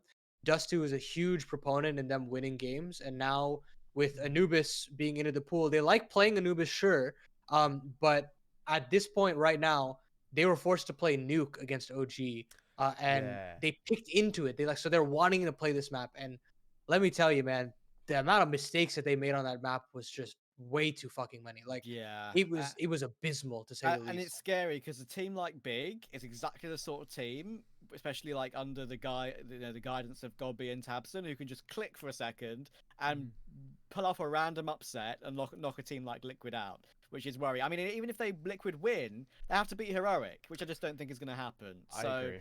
It's worrying. I think Navi are going to be safe with either EG or Complexity to face, but I think that's the last thing we can talk about, at least, that EG genuinely have an identity now, which is great. The thing is, I was just going to say about that Big game. Big only have like a 5-map pool. They don't play Ancient. They don't play Anubis. So they're picking in a Mirage now, and that is the worst map to pick in a Liquid as of right now. Yeah, I think Liquid win just somehow on the map pool, which is actually kind of like they just win auto veto. They just win via veto because Big need to fix that. I think actually the only thing that's propping up Big in terms of that conversation for me at the moment is just how good Searson is. I fucking love Searson. I'll always really like him. I also think Tabson wasted his career by staying in Germany. I think if he was international, he'd be regarded as one of the best riflers we've seen like in a long while. He is single-handedly propped up Big for a long time. But to be fair to them, they've kind of made stuff work. I think Crimbo's actually been all right. Like I think he's actually come in. Good, yeah. I think he came in and I thought like, oh, here we go. Like this is like Nipple 2.0 basically, or prior Nipple. But no, he's actually pretty good. Like he actually prior Nipple. He actually he holds his weight. So I really actually got to give him his credit. But I think Liquid just went out on the veto. I'd be extremely surprised if Big win that, just because Liquid pick is Ancient done. Or I mean, I haven't seen Liquid's Anubis. I mean, Annie as our resident NA. It is good. They've definitely put in. I think they've put in enough time, and they know kind of the most impactful positions on CT to kind of spread out. Like they put Yekindar on E-box connector pillar, whatever you want to call it. B-side, right? And and so he just takes like dry fights out down to T steps all the time. They've got like setups to allow him to kind of pre-fire and clear out water single-handedly, like a smoke molly combo. Their mid's kind of I think but when mid they played is that FaZe, though. Mid is air for everybody. I've not seen a convincing mid yet. I mean, me and Trav covered about 5 games worth of Anubis something. Yeah. I'm yet to see someone actually like properly. The only convincing mid I've seen is when Xantaras is there. And that's exactly. Yeah, he's always good for 2. You know, like, I don't know. It's ridiculous. I'll just mention this quickly by the way. I saw a really good tweet by Elliot, which I think AZS of course, which I think maybe while he was slightly drunk. I think he said something like, pretty sure he said something like, if Xantaras was Danish or Swedish, he'd have won 2 majors. I saw this. And then in the replies, he said the only reason that Xantaras can't move is because he can't say 2 dead, 1 dinked in a language other than Turkish. And I thought that was hilarious. But you know, this was 2 nights ago at 3:37 a.m. Check the thing. The reason why I know this is because I got in bed at 3:37 a.m. Oh my god! Do you know like Twitter's new like For You page or whatever? Yes. Elliot was on my thing. The For You page is normally garbage, but that had me fucking in stitches.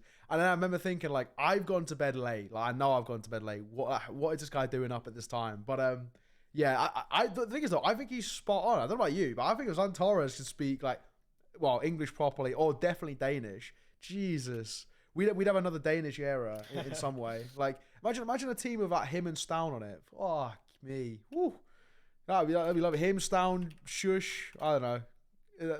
Just that for me. I'm loving life. Like, you got a perfect support player. You got Xantaras. I don't know what the Danish version is, but. You know, but yeah, thank you for reminding me of that absolute banger tweet. Yeah, it was funny. But yeah, anyway, what I will say is I think Heroic beat Liquid or Big, whoever wins that. And I agree. I think EG beat Complexity as well.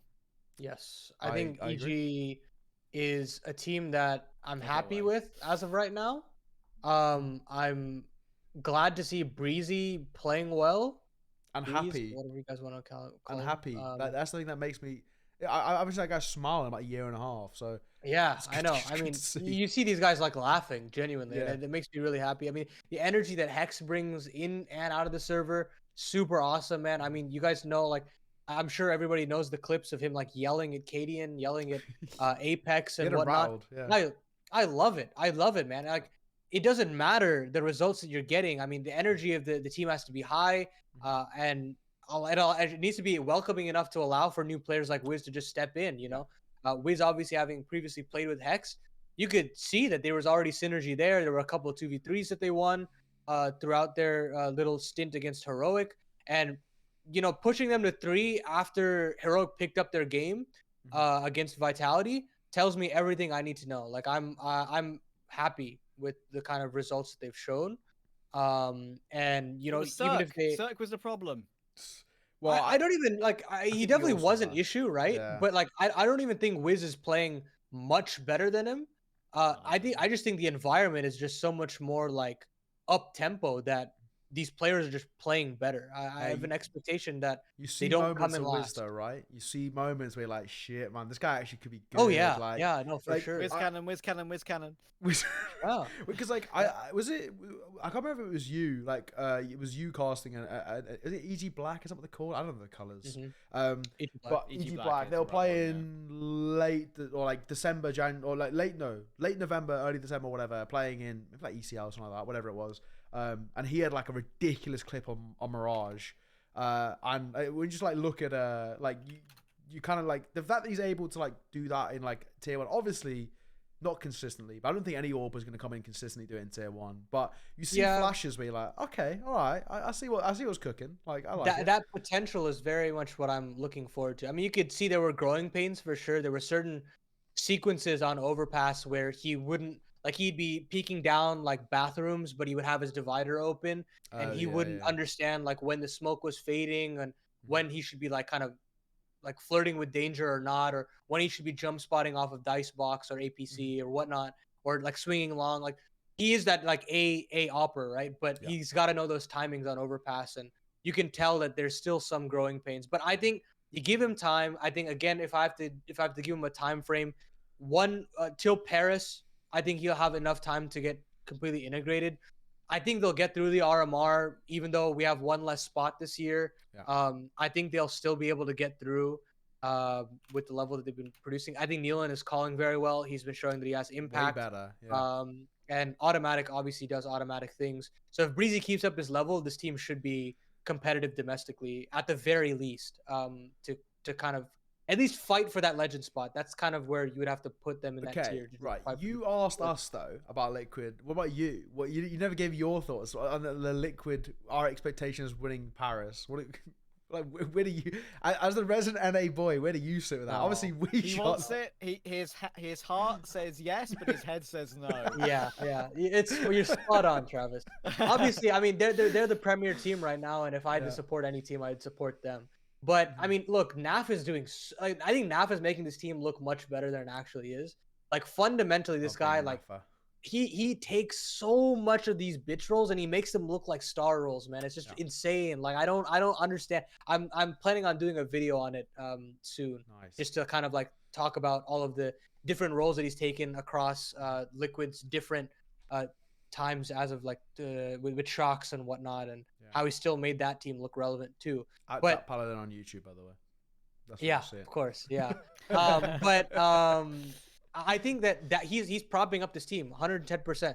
But you've got some glaring issues. Yekindar, I mean, out the gates hasn't been as consistent as he needs to be. He hasn't hit those peaks that you need him to hit, because that's when, you know, Liquid looks very, very dangerous. That's when they just blow people out of the server. But you don't have that. So that means you have to grind down these games. And that means fundamentally you've got to have a good, solid core. Well, then you got to look at the other players, right? Who do you have? You have Elige. Elige looks like a shadow of himself. When is the last time that you've seen an Elige pop-up performance that was deserved? It's been a long time. That was rough. I mean, he had some that is worrying. Yeah. He's the heart and soul of this organization. He's been a franchise player for Liquid for so long. How long? And if he's uncomfortable, like, dude, ages. Eight years or something stupid like that. Like, it's kind of nuts. March 2015. So damn, 9. That is around like eight to 9 years now. Yeah. So I mean, 10 years left, right? Yeah, you gotta make him feel comfortable. Can you think of anyone longer in tier 1? What's Graves? Oh, Grims. Yeah, Grims is a good one. Yeah.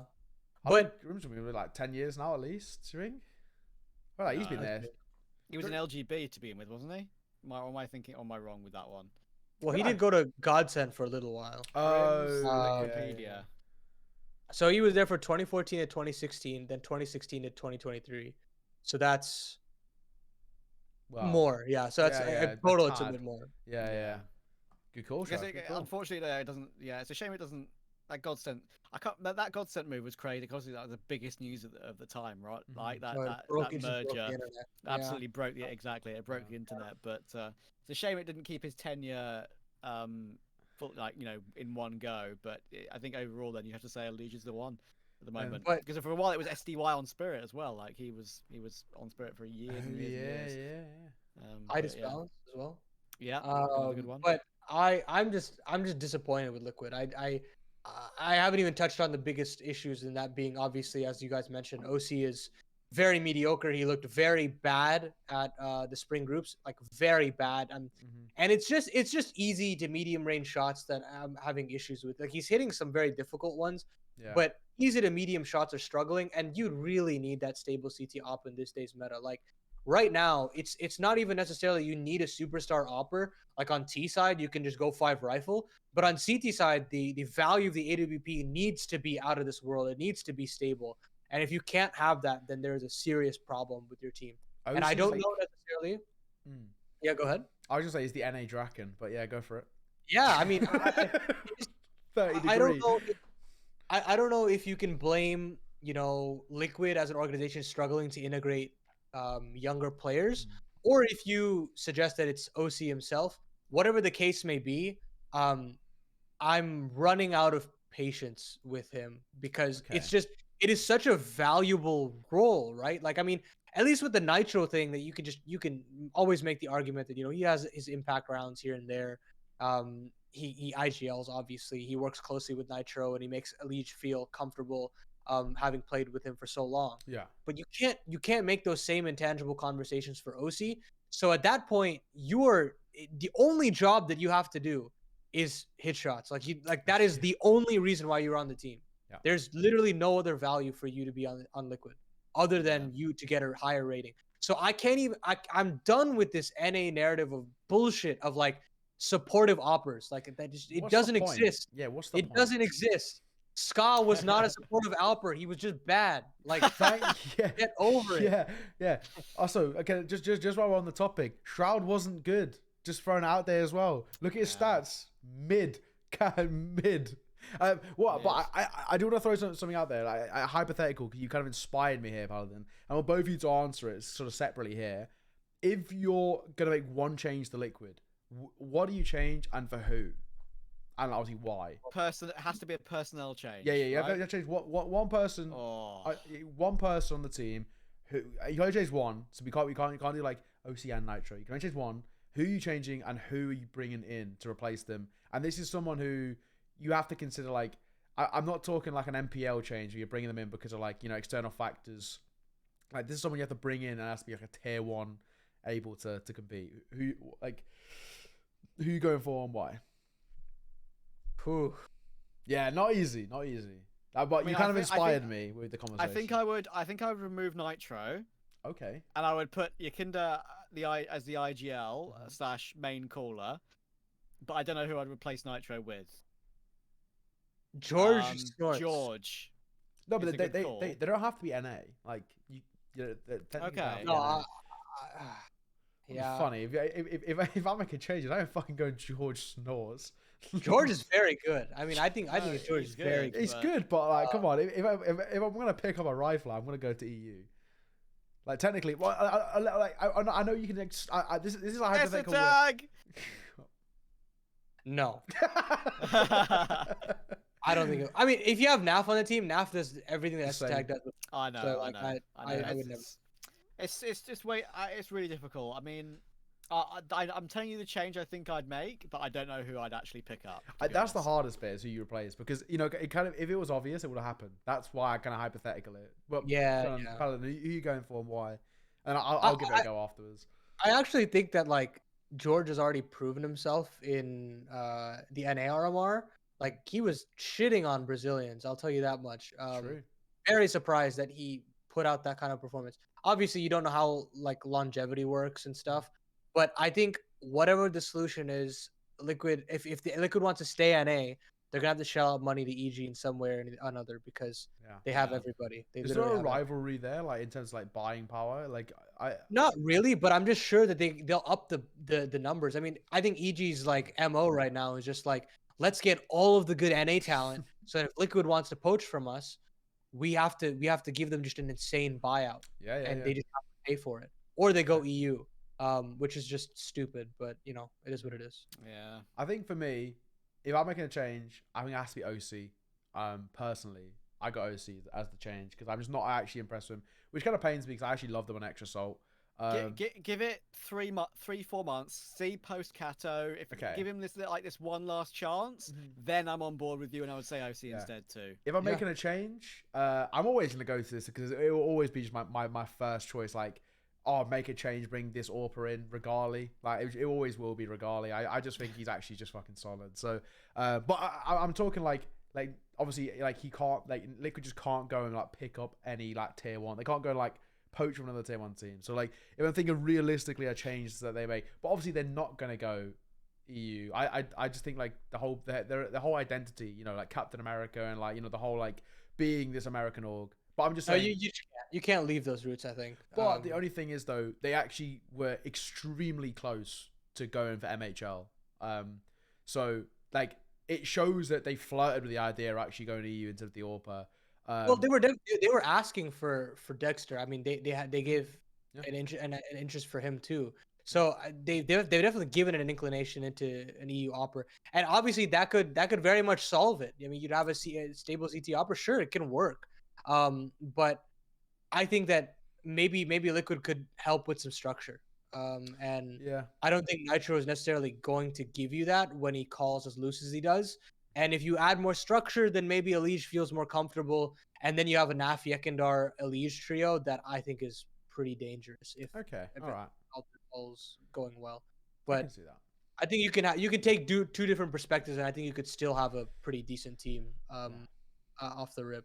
But realistically, when they're not winning the major, is where we're leaning here. No, they're not. No, absolutely not. They're just way too inconsistent. Their map pool is not good enough, and OC, like I can't in good faith say that without an elite opera that you can win a major. Like it's just not possible. No, I thankfully Ninjas in Pajamas sort of realized this and have actually brought in what seems to be on paper an elite opera because he's looking pretty damn good. I mean, we kind of briefly touched on it, but his debut at Headtr1ck, I gotta say, I mean, I'm liking what I'm seeing from him. He's looking pretty good. First match, he obviously played against Navi, and I mean, as debuts go, obviously it was a loss, but I feel like in my eyes, he kind of proved himself. I mean, he ended up being the best player for NIP. I think he was the only one who was positive, I'm pretty sure, on the team. Like and he's 18. Like he's like people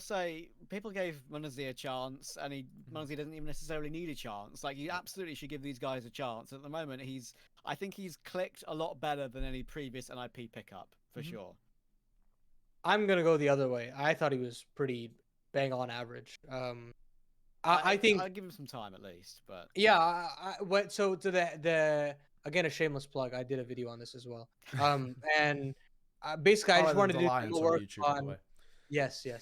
And I just did some demo work off the stuff that he did with Navi Jr. And the issue that I have with him is that I don't think he is gifted as an opera. I think he's gifted as a rifler. I think he's a very, very solid rifler, and when his team plays five rifle on T side, they look very scary. And the reason why I like the move to NIP is that this organization likes running 5 rifle on T side. That I can see their T sides getting very dangerous, and you add k0nfig to that situation now, that could get very, very spicy. Yeah. My problem now is that on a CT side, he's going even. And again, I'm going to run it back to that same conversation that I had with OC. You are here to get numbers. The only reason why you're here is to get numbers. And so I'm all for, propping him up and saying, he had a good debut. He had a decent debut. But I have to set my bar higher for him because he has to basically be better than the half-assed res ESL AWP roles, right? For that reason, he's got to get big numbers, and he's got to like pull his weight. And so that's why I agree. Reminder: NIP thought Rez could be as good as Zyra and Simple. Yeah, exactly. Yeah, two arguably the two most gifted people we've ever seen play CS:GO. I would know. Actually, not even an argument. It's not an argument. The two most gifted people we've ever seen play CS:GO. Zyra comes in debut year first place. Like we'll never see something like ever again. Like there'll never be a player, getting top 2 in his first 4 years as a professional CS:GO player. And obviously we don't need to talk about Simple. We know his accolades. Like NIP, what the hell are you thinking? What I would say is I think the thing you said about rifling is actually spot on, because I actually remember in WePlay on Vertigo, Navi Jr. didn't like to play with an AWP ever. T or CT side. They don't like AWPing on Vertigo, or Headtr1ck doesn't. And he was just a dedicated entry, and he was just unbelievable. And I remember that was my first. It was WePlay Academy League Season 5. It was the opening game was Astralis Talent versus and Navi Junior, whatever. And yeah, for me that game was basically just Headtr1ck versus Fessa, and it was an absolute banger. And basically, essentially, that's where I really was like, this Headtr1ck guy is unbelievable. And then I got to see him. I can't remember where their second game was, but they rolled someone, and then he AWP'd. But I saw him originally as a rifler, and Jesus Christ, he was so good. Like his entries onto A ramp, like you could kind of see like his pathing and like the way in which he would isolate fights. Oh my God, like he was playing like a player with years of experience, like well above his age kind of thing. So yeah, I think you're absolutely spot on, Paladin. I think it does make their CT side actually quite scary, but I also think you're right in saying that so far he's putting up kind of like okay numbers as an AWPer, but he's brought in to be a difference maker. How is that gonna like when's the cutting point? Like in a similar way to, well, not a similar way to NPL, what the fuck his name is. In a similar way to him, where it's like when does Navi get to the point of like this guy's not good enough? I think Headtr1ck already is good enough, but when do they start demanding a lot more of him?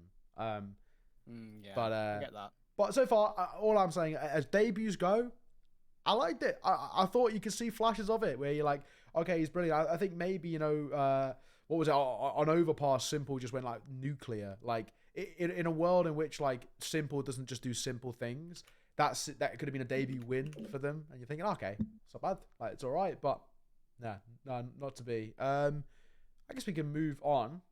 Next, one of our. Do you want to do the because we've been talking about rosters the whole time? Do you want to talk about the French shuffle before we go to the HLTV I think Awards? that's a good like little shuffle around. Who wants to kickstart this? I mean, there's two different. Yeah. Go. I was going to quickly say I'm going to summarize it. My summary is Heat plus Maka plus Rasmo plus Lucky. I like Maka. I like Lucky, but this is for me. They're an absolute mess right now. I think this gets them absolutely nowhere. Yes. Falcons plus Body, very good.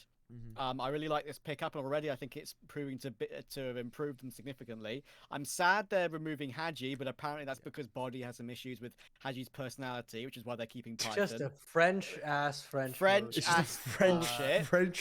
bullshit, absolutely. And I like LDLC plus Afro because I think that gives Amanek some star power to work with. But for now, French ass bullshit. I'm going to give the French ass bullshit run to you guys to have at it. Well, that's my opinion. So the only thing I'm going to say, I think you've summarized that perfectly, Trav. I could have done it better myself. What I wanted to say is the French scene, funnily, reminds me a lot of the Polish scene, where you could have a super team. Like, a super team's a loose term. You could have a Polish super team. Not sure about a French super team, but you could have a very, very good team out of France if they all just got on. And the same way in Poland, like the reason why we've not seen a successor to Virtus Pro, like the old Snacks, Neo, Pasha, etc., is because they just hate each other. Like they just don't like each other. Like, and this was always rumor until is it me and you, Trav? I don't know. I did an interview after like an ECL game or something not long ago, and I spoke to Tudson. I think he was like standing in for 9. I'm pretty sure. I put to Tudson, and we were like saying like, oh, like how come you like haven't been in any Polish teams, or like you haven't like how come there hasn't been? Oh, I think I even asked like how come there hasn't been no, I asked him how come he hasn't been on any Polish teams, and he was basically just like, I don't get on with any of them. And then I asked MHL in an interview on my channel, which you can go check out. It was uploaded not long ago. And I asked him like, would you ever play Polish? He's like, oh fuck no, like no chance. I'm never going back to the Polish scene ever. Like I would rather play like any international team than the Polish scene. And he was just like, I was like, what was the one thing you'd want to change about the Polish scene? And he was like, the people. Like it's like, so everybody doesn't like everybody in the Polish scene, but if there was, you could field a pretty good team over there. Like in my eyes, anyway. I mean, any team around Snacks is still completely competable, especially with like what 9 are doing. I think like the Hades pickup's really cool. That's like a small pickup that's actually happened in the last couple of weeks. I think Hades to 9 really good. But going back to the French scene, I think it's a mess. I might, like you said, I'm quite sad that Hadji gets dropped because of, again, stupid things like personality reasons, because Piton is an absolute paycheck stealer. Like that guy is garbage. I'm sorry. He's honestly, he's better than I thought he would be. Genuinely, because I've never been impressed. I said to begin with that when Falcons made this team that he should not be the one that stayed, instead of Kios, who went to Gamer Legion. Yeah. That was a weird move, yeah. But I don't know if Python has some like dirt on the Falcon CEO or something. But you know, I even though I think he's been better than I thought he would be, he's blackmailing someone. I don't care. He's There's not. no way. He's not. He's still the weak link. And if if Hadji wasn't a fucking bitch, apparently according to Body, then we would be in for a really sick team. But unfortunately, apparently he is. No, I think Python's a pretty selfless player. But that doesn't necessarily. I don't think it necessarily fully translates Selflessly to bad. their success. Yeah. And I think that the thing about Falcons right now, dude, is like they just can't win. Like, yeah, I have Body's helped him so much instantly though. Yeah. The first 2 games, he's like not solely IGLing like he was on Heat. He's like sort of duoing it with NBK as a secondary caller. He's fragging again, and it's like, I mean, he was fragging okay on Heat anyway, but. I really think it's one that could definitely get them to the RMR other than last time. So yeah. But I think right now for me, I think it's definitely Falcons, LDLC Heat. Actually, no, I'll go Falcons Heat LDLC right now. I still think LDLC is not very good. With Afro. I like Afro though. I like Afro as an AWPer. I like Afro, and I'm so confused as to why he decided to join hands with Amanek. Like there's nothing of value on LDLC at this point. Yeah, there is. His paycheck. He's actually getting paid finally. That's true. That's why. There's the value. His bills. He's got rent to pay. There no Heat. That's for sure. Yeah. For those who don't know, this is not just like, this is not even speculation. This is like fact. Heat haven't paid their Valorant team as well as they haven't paid the CS team now apparently, and apparently there's like. Both teams are owed like 6-figure sums. Like it's bad. And but the French team's like massive turmoil as well, because another org which isn't in CS:GO, but they're called Headtr1ck, and they're in like quite a lot of other games. Their owner allegedly just stole all the team's money and just disappeared. So They're like Belgian, right? Headtr1ck? Yeah. Sure. Oh, yeah, Belgian. Yeah. But I think they're like a French team or something like that. But the French-speaking region, let's call it, there's a lot of turmoil. He aren't paying the players in Val and CS, apparently, from the multiple things I've read about it. I'm being told by various sources they just haven't paid either Valorant or CS teams. Hence why everyone's just leaving. But like I said, right? Like, if you think about like all the puzzle pieces across LDLC, Heat, and Falcons, you could build a proper closed RMR team there comfortably. It's just all spaced out. Yeah. I mean, I'm really disappointed with Heat kind of collapsing the way they did. They obviously had a huge hit with the Dust 2 changes, because that was their like perma pick. And I know that sounds like a super small thing, but I'm telling you, they picked it literally every series. It did not they did. And they were pretty good. So like, having that just ripped out from under you. They'd pick it into other teams' strength as well. If they straight up, still pick it. Always. Yeah. And they don't even have great T sides on that map. It's like straight up just like, we will have the best CT side possible and just try to come back every single time. And you know, I think that's obviously tanked their motivation. But man, dude, you're losing your IGL, you're losing your quote unquote, if you have to call anyone a star on Heat, it'd be Afro. 100%, and then And then you're losing Jax as well, who's kind of the emotional soul of this team and was kind of expected to be the linchpin for Double Pony when they originally formed, right? So losing that as well, that just feels like you've lost all steam. And now you bring in Maka, who's had his own issues in big games. I know he could always produce numbers, but we've talked about him, I mean, all the way back in last season's conference where he just absolutely shit the bed once he hit land. That was a big issue. Lucky, I don't really have any issues with. He's just kind of there. But I think that it's kind of like a side grade with Jax. But this Rasmo guy, I haven't heard enough about him to really judge and give an opinion.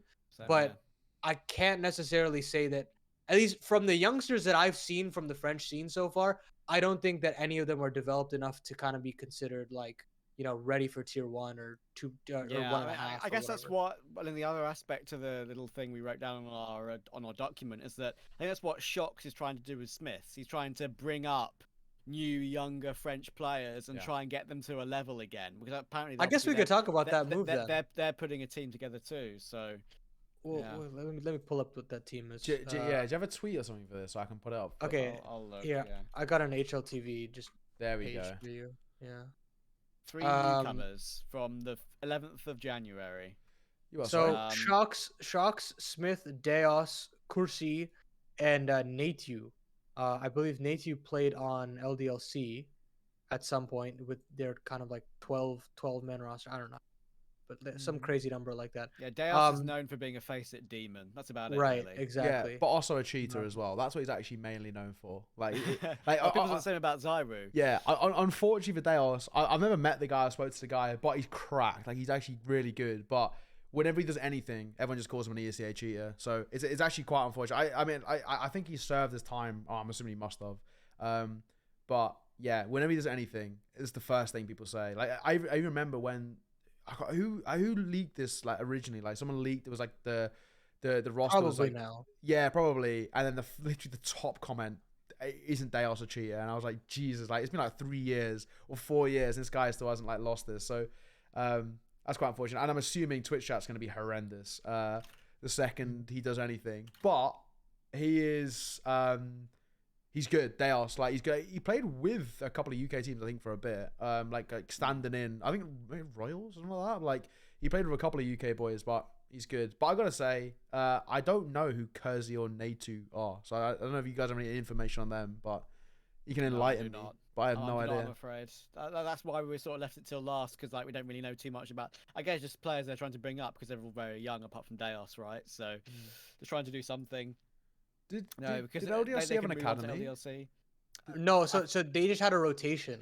Right. Also, there was a team called back in the day. There was a team called LDLC White, I think, as well. Right. Yeah. They just conjoined all of it, I think. Yeah. Because this Natew guy is a kid. Like, he's 17. So like, I don't remember him playing in January 2022. But like, I mean, obviously, I don't know how much he played, to be perfectly honest. But he also has been playing on another team called Nakama. So. No, Nakama is the team. So. Sorry. No, you're right. Yeah.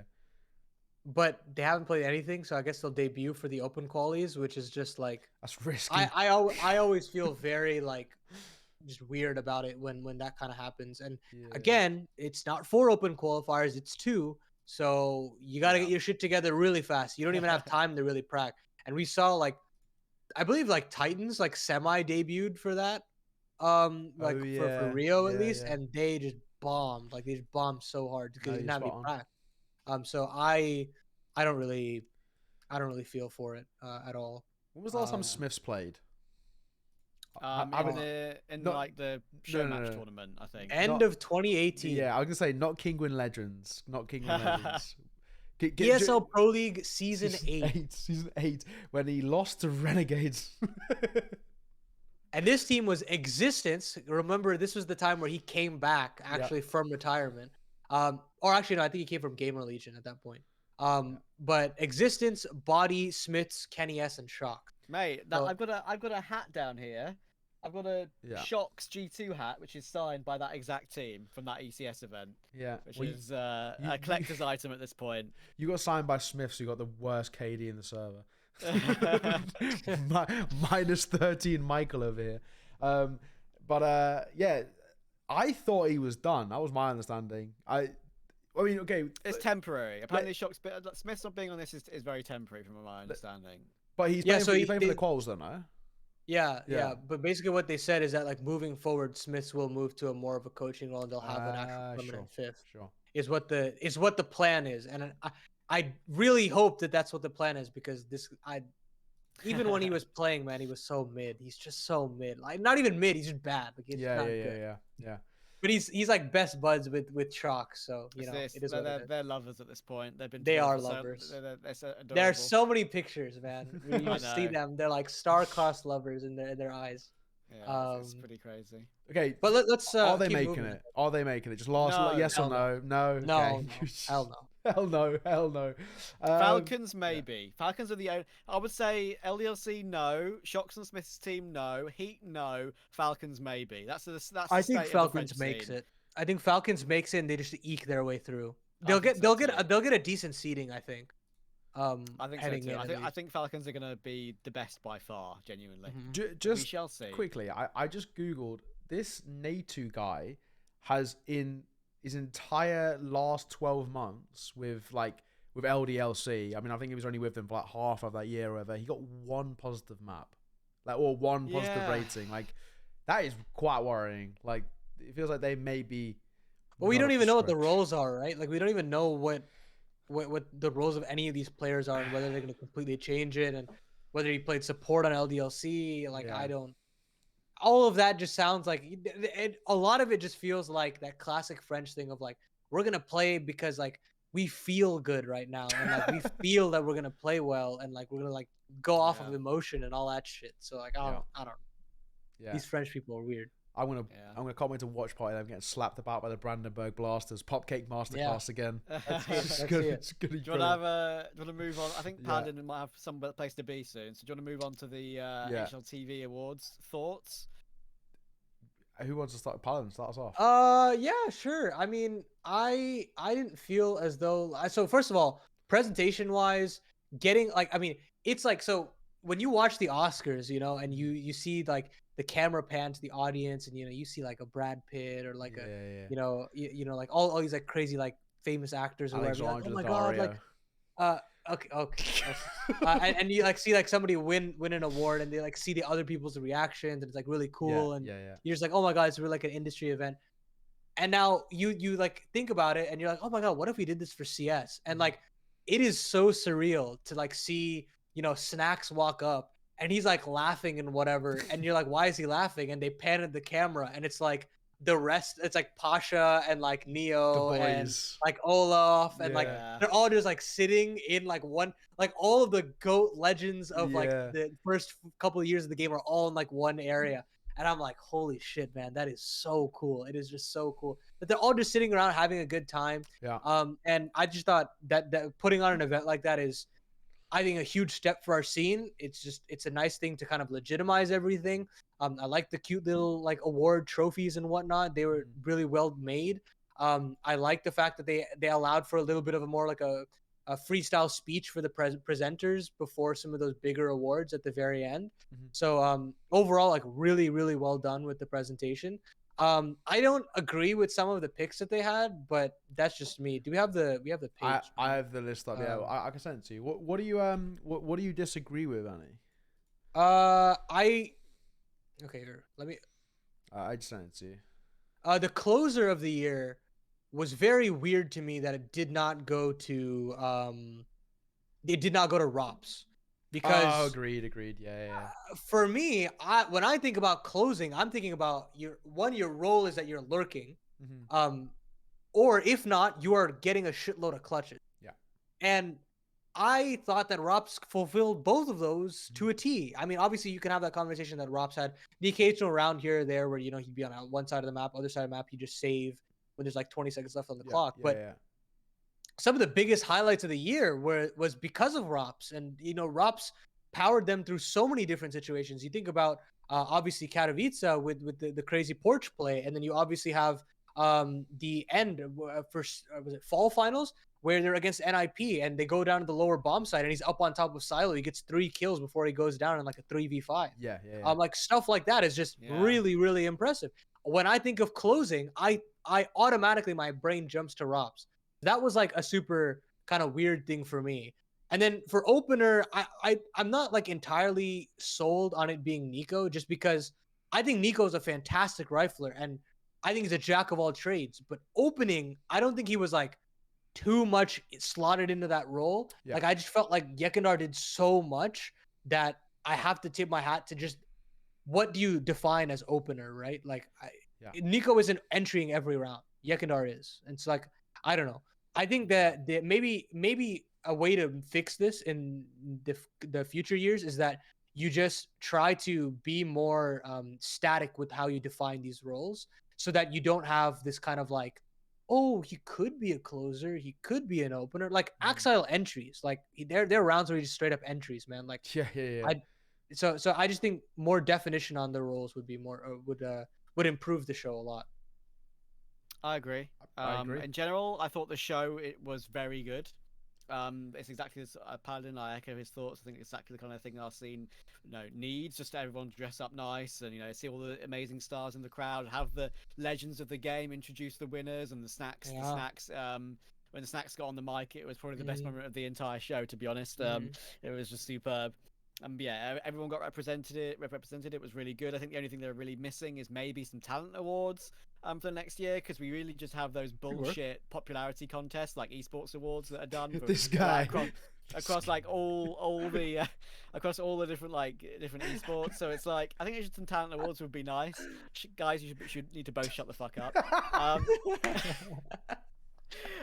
But yeah, I think in general I thought it was really good. I actually thought Simple, genuinely, the fact that he didn't have his best year by far, I didn't actually win that much, I would say, compared to his previous years, and his numbers necessarily, while still very good, weren't good. To show he can still win it while seemingly on his A game and not his S tier game is very impressive. Shiro was actually higher rated than Simple Both and of them. Zywu in the big events, the events that counted for the awards over the course of the year. I think he was 0.03 or 4 better overall as well. So yeah, it says a lot that Simple still won it. I think Shiro could be very, very close, and I'm glad that that Shiro, I mean, I personally thought if you're going to have AWPA of the year there and have Shiro second and Zywu third, why not in player of the year itself did Shiro not get second? Did they weigh Pro League for Zywu more, as it was such a hard carry performance than Shiro's performances? I think the conversation that they said is that, EPL was a big one, and then like the sample size for Shiro at like the highest level of the game wasn't like, they didn't have enough of a sample size, because like Blast, sometimes they just wouldn't go deep enough. And they didn't have Blast as well. So like I think it's sound. But I personally would have liked Shiro to win Op of the Year just outright. Because I think obviously Simple and Zywu are players that are very good with the rifle, and they can definitely make plays with that. But Shiro is defined by the AWP. So again, fair. defining roles there as well. Instead of it being like, best player that uses the op in all three of them, but rather like, were they the best with the op itself? I agree. I a little bit more. Spot on. Yeah, there needs to be a little bit more clear in that way. Yeah. But all in all, dude, I mean, I think Nubich also mentioned that women got represented too. It's like, it's nice that I'm good to see Impact get a shout out, and of course Impact winner. The awards are very obvious. Yeah, but, I mean, Anna is absolutely. I'm glad they happened. She's just one-sided. She's an absolute animal. Like, she's so like. I actually would have kind of liked to have seen the same thing they did for the guys with like the open and close of the year IGL for Impact, just to kind of like level out instead, because actually there's quite a few talking points there as well, and quite a few like I guess arguments in a way to come through, because it's pretty like hot at the top. Like those thing with Galaxy girls, they all like kind of kill it, but it's like kind of sort of Furia in a way. So but I gotta say it was really cool. If I get the chance, I'd actually love to go.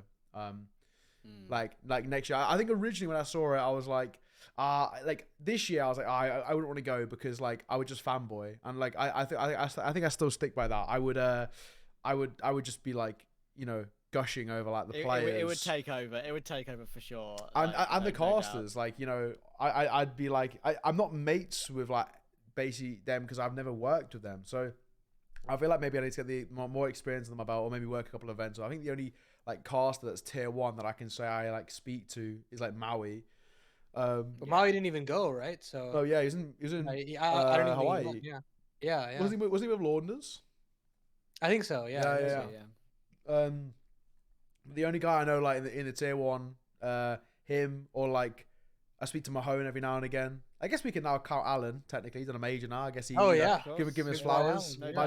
I'd be like stuck to Alan's hip. Like he's the only guy I know. So, like aside from that, like any of the talent, I wouldn't know them. So it would be like more than anything, it would kind of be networking. And I feel like those sort of events aren't meant to be networking in a way. If like 99.9% of every other esports event is very good to network as a caster, but that's the one time where you know, they just want to let the hair down a little bit, and you kind of see that, you know, Henry G was he was fucking about, running on the chairs and stuff, and that you was know, good. it's like, you know, let your hair down a little bit. So yeah, for me, like I would love to go, but I think I'd need to know more people before I go. But it looked really fun, and I think for those tier 1 people, both players and talent, who've been there for such a while, that must have been so nice to be like, you know, just able to have one night where it's not about like, you know, there's no bigger picture here in a way. It's just like, let's just celebrate what we've achieved.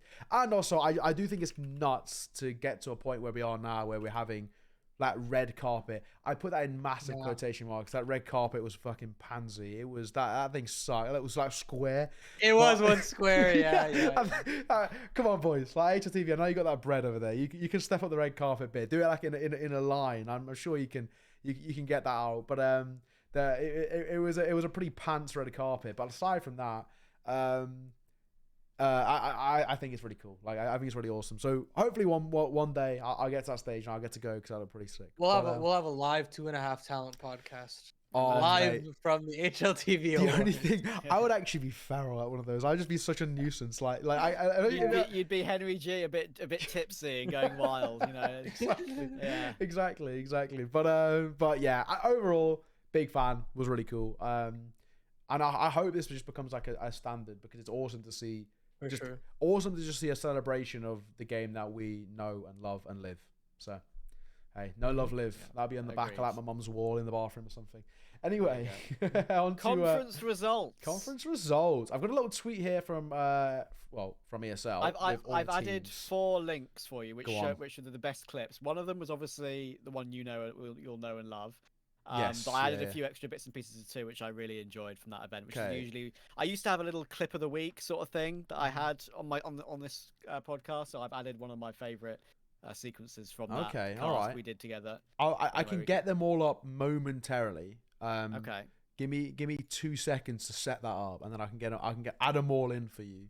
Wonderful stuff. And then I'll make sure you can all kind of talk about the event first, and then we can get into that. Yeah. Exactly. But thoughts first of all, because you know, Trav, you covered, you can kind of lead us in since you covered a vast majority with myself. What were your thoughts? My thoughts are, I think the 3 teams that deserve to make it made it. I thought Fours were genuinely good, especially considering they were juggling using Forrester and Result through the lower bracket. I thought Saw continuing their form from last season's Challenger League and just beating Spirit like they did twice. Yeah. I mean, Saw, if we weren't talking about Aurora, who are currently 3-0 up in map 3, by the way, against BNE, I think we'd be talking about them as probably the best sort of tier 1.5, tier 2 team at the moment, because they're top 20 in the world and they're basically beating everyone at that particular level until they lost today. And I think Sprout losing, they deserve to lose because Endpoint played better than them in that entire series overall, surprisingly. And I think that the fact that those sort of that group of players is looking a bit not necessarily ready yet with Zello, which is a little bit worrying. But what I will say is that at least it shows that they've got more work to do, and they're going to probably push even harder off the back of that, knowing they've missed out on Pro League. So they'll probably keep it going hard. And I think Eternal Fire for sure is a slight shock as well, because a lot of people were thinking, oh, that roster's a mess after all the switching that they've done with all the players. I think it's quite literally do the hokey cokey, basically seemingly at that organization. But they've got the right players. Yeah, they seem to be sticking with a particular 5, and in general they've been looking like also a team that can compete with your Saws, your BNEs, and your Auroras at that particular high level in tier 2 as well. And they showed that by beating Sprout comfortably. And it seems like they're very, very happy to pick into Anubis as well, which might be something that they're going to try and sort of not necessarily expose in their opponents, but use as a strength, like as we spoke about on our cast now, Copenhagen Flames did with Ancient, and I think Sinners and the like did with Vertigo back in the day as well. Like just try and make the new map a home map. I'm happy to see those three make it. We only did EU, but what I can say is that I think also the other teams that made it are the correct teams as well. It was obviously very small brackets for the other regions, but Imperial and 00 Nation, they are the 2 teams you'd want from South America. I think 80k MIBR, Nouns with the other team, right, if I'm not mistaken. Yes. And they didn't look I honestly kind of expected them to beat MIBR, but it didn't So happen. And I'll let Paladin take that one from there. yeah, Nouns were actually like a couple rounds from just eliminating MIBR in the final series. And I think ATK deserved to be the first team to go through. They were obviously dealt a terrible hand because they couldn't have Fady play with them. He was, I think, stuck. He couldn't play with ATK, so they had MOTM play with them. And they still managed to absolutely dumpster both MIBR and Nouns. So good on them to actually go. Oh, actually, no, they just had to beat MIBR because they had a bye. So their win was very legit. But that MIBR Nouns series, Nouns was up and had the advantage for quite some time. And they just dropped the ball. And I don't think MIBR is very good. I think Nouns is actually the better team. But, you know, sometimes experience trumps, and MIBR will be going through. And do not have high expectations for them is all I will say.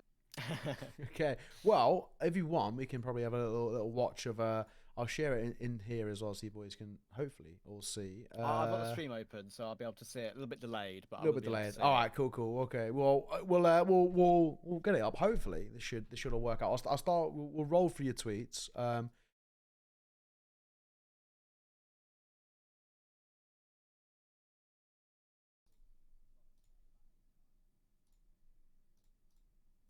Okay, hopefully, yeah. This should be all good to go.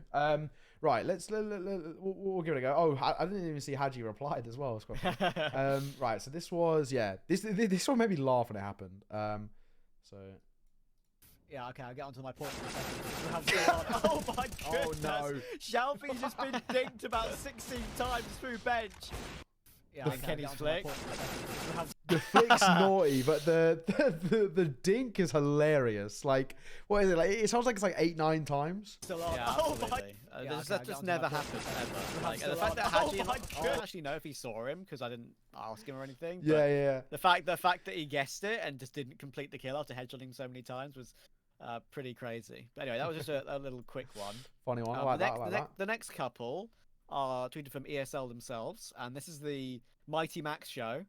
Oh, my goat, Max. Max had an unbelievable Inferno as well. Like, you know, a quote-unquote life game, but he had a really, really good showing. I gotta say. I'll play his one out. Round away from success. He gets caught by the flash, Molotov coming through. Who gets unblinded first? And we refresh with the Mac 10. Instant traded by MHL's Orb as Mighty Max continues to be so impressive. Give this man a medal. It's unbelievable. And the last three players are coming his way as well here. He's going to spot all three of them, and he can just about fall away. He's going to need to strafe, though. Decides to fight instead, and that's the way to do it. Max gets two of them, and even Dink's the last player. Sprout, almost eliminated, are now eliminated. The favourites of the bracket are gone. One round away from success. Your reaction's funny as well. I like your face at the end was hilarious. Yeah. And then there's so I got this one just because I had already clipped it early today and I literally had it up on Chrome. But this is Nerds, just Nerds doing Nerds things. This clip itself was just ridiculous. We remaining alive, a post plant set up. All eyes start to, as they slowly clear the angles, focus back on towards Cave. What can he do? It's Jerry to meet him first, taking that first spray coming through. Find that first kill. There's one. They got a second as well. Not like this! Nerds, what is that for a round? What a clutch! We thought it was all she wrote. We thought the fat lady had sung, but Nerds' other ideas, a 1 versus 3 clutch at endpoint, are not done just yet. Oh, the thing is, like, I really like that clip because in the process of that going on, I had like ended off a lot of the maps. So I decided, okay, I'm gonna give Neo a bit of play-by-play to actually end off a map, and then you get the best clutch of the whole event. I'm actually happy you got it because I think my color, like, post that clip happening, it's really good. I was quite happy with it. So yeah, I was happy it worked out that way for sure. But in the end, Fours just won the next round or something. I'm pretty sure. They literally just like, it was like the most basic round ever, and they just saw it off in like the most Fours fashion. But final one is this one. I can't even remember what this one even is, but I'll let it play out. Shelfie's behind the smoke, has to use a Molotov to hold them back, and now Zorta's hiding in the vents. We could be in for some more shenanigans here. 19 seconds to go. Up he comes. Perfect peek. Flashing so good. And he gets a second as well. Zorta's here to play. It's all down to K. He's up on the edge of the smoke on the box. Gets one. And now Shelfie behind the smoke can't afford to peek. 6 seconds to go. K has to go for the bomb plant. Fakes it in the end to go for the swing, but Shelfie gets it done. And that's all Zorta and all Shelfie. That was sick.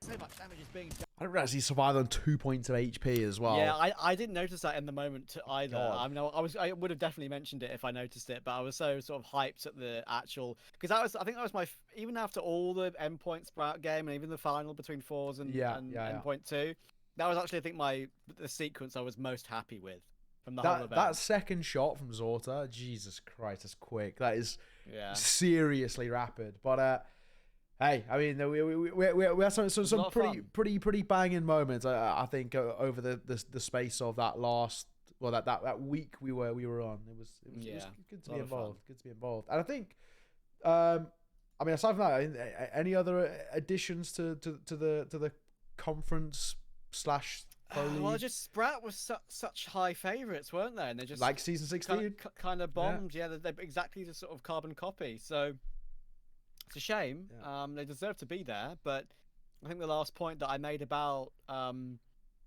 Fours making it through the lower bracket, of course, as well, is that he first time he made it all the way back in season 11 of Pro League, that was with a completely different 4, which I think included Almeza, Facecrack, and Flit from memory. And then, of course, the second time they made Pro League was because of Renegades dropping out, so they didn't actually directly qualify themselves. Yeah. And then so this is like only the second time he's actually qualified, but it's with a completely different group of 4 players. So it just shows how much of a legend Mr. Jerry is. He's only 24, and he's been on Fours for nearly 5.5 years, and he's still clearly educating players at that particular level and bringing them up. Can I just say as well, Saw just continues to dominate tier 2 EUCS as well. Like, not only were they, relatively comfortable in towards conference, but they also won Challenger League, like the most recent Challenger League, in a best of 5 against Spirit, and like it wasn't even close. It was like 3-1 overall. Like it was one, that best of 5 is relatively one-sided. Like Sora looking seriously good. So it's bringing in Jerks and Story, and also I'm really happy for Jerks and Story because they qualified with FTW last season 16, but then they get transferred to Source, and they've actually got to play Pro League. Now they actually get to give it a crack. So I'm actually excited for those two because they were the reason FTW got there last time, and are now the reason Sora have got here this time. So that's very nice. I agree. I'm glad because it's kind of something like I was thinking about once they got transferred. Like shit, like they could have missed out on their only one of their only shots because prior to FTW last season, no Portuguese team had ever made it to Pro League. So if you're thinking trends, things weren't looking good. But that being said, only really one last thing to talk about. I mean, anything you want to add, or all good there, Pro League wise or conference wise? So the thing about conference, like previously, is that everybody had to would all be in one pool and have to compete on LAN to qualify. But with the nature of conference this season, it was all via each team was given a slot per region, and I like that now we do get to see Rare Atom finally return to a LAN after what they did previously at Valencia, I believe. Very nice stuff that they did there. And then IHC finally returning to a LAN that isn't the major or the RMRs, which is cool that they get more experience. Greyhound doing the stuff that they do domestically, and we have actually a new challenger in Rooster, and they were able to dethrone Vertex on the way here. So cool to see more challengers. We'll basically have another encore type thing here. I mean, they'll Aussies always bring up a cool story. And it's like I think all 4 of these teams won't necessarily put up much of a fight. They're gonna be punching bags, like yeah. But I think a lot of these teams learn from that, and it'll be great reps for them. Look, any reps that you can get internationally will automatically give you a boon heading into the RMR. Because keep in mind, it's gonna get a little bit more competitive this time around with 8 teams. And only 2 spots up for grabs. So any kind of bits and bobs that you can learn from these scrims and these officials will be very, very important. So credit to these guys for making it all the way there, and glad that they have that opportunity to actually compete. I'm interested in Rare Atom, just the last thing, just because apparently they got knocked out the other day in the open quals for the for Rio. for Brazil. I am Rio. I am Brazil. Even they got knocked out in the open quals. So Yeah. they're looking a little bit shaky apparently coming towards the year. So I'm interested. And also IHC today lost 2-0 to Eruption, which is basically just IHC rejects, which is kind of funny. It's like a bunch of old, well, basically just the other Mongolian players essentially. And they lost like 16-12, 16-13. I think apparently slapped about on Anubis. It was 16-12, but apparently the scoreline doesn't justify, like, I think T-Time was saying like they were like on like this Eruption side was sick and whatever, and IHC were terrible. So I don't know, maybe a little bit worrying, right? Because they're not looking comfortable. I will say that I also get your rare atom worries, because I'm not like necessarily sure like what the next step for them is, because you have like Mercury, Mosier, and Jamyoung, who are like, you know, your 3 core young stars. So I think they're 22. I'm just looking at 22, 21, and 18. With Mosier being the youngest. You've got Kaze, who, while is still good, is surprisingly 28 now. Like, time's just gone in a flash, because of course he was from the old Vici gaming days. And Adven is probably the worst fragging IGL in Counter-Strike, full stop. Like, yeah, even it's worse than Hooksy. I would say, if we're going to really talk going back in the day, I think he, at this point in the current meta, he may be a worse fragger than Hunden was on occasion. It can be that bad sometimes. That bad, huh?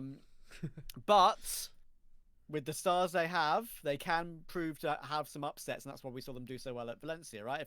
If Advent can just have like occasional impact, that's all he needs to do. So even if he can't, even if it's just like a couple of frags, it may help his team win the round. But yeah, I'm slightly worried for them, but I do agree with you that I'm very excited to actually see them in Pro League itself, because they need teams like them and IHC, all these teams, just LAN experience full stop is big. Exactly. That leaves kind of just one last thing, I guess, before we kind of say we're up to over the next couple of weeks and sign off, which is Game and Glory. Of course, it was the BBC/ESL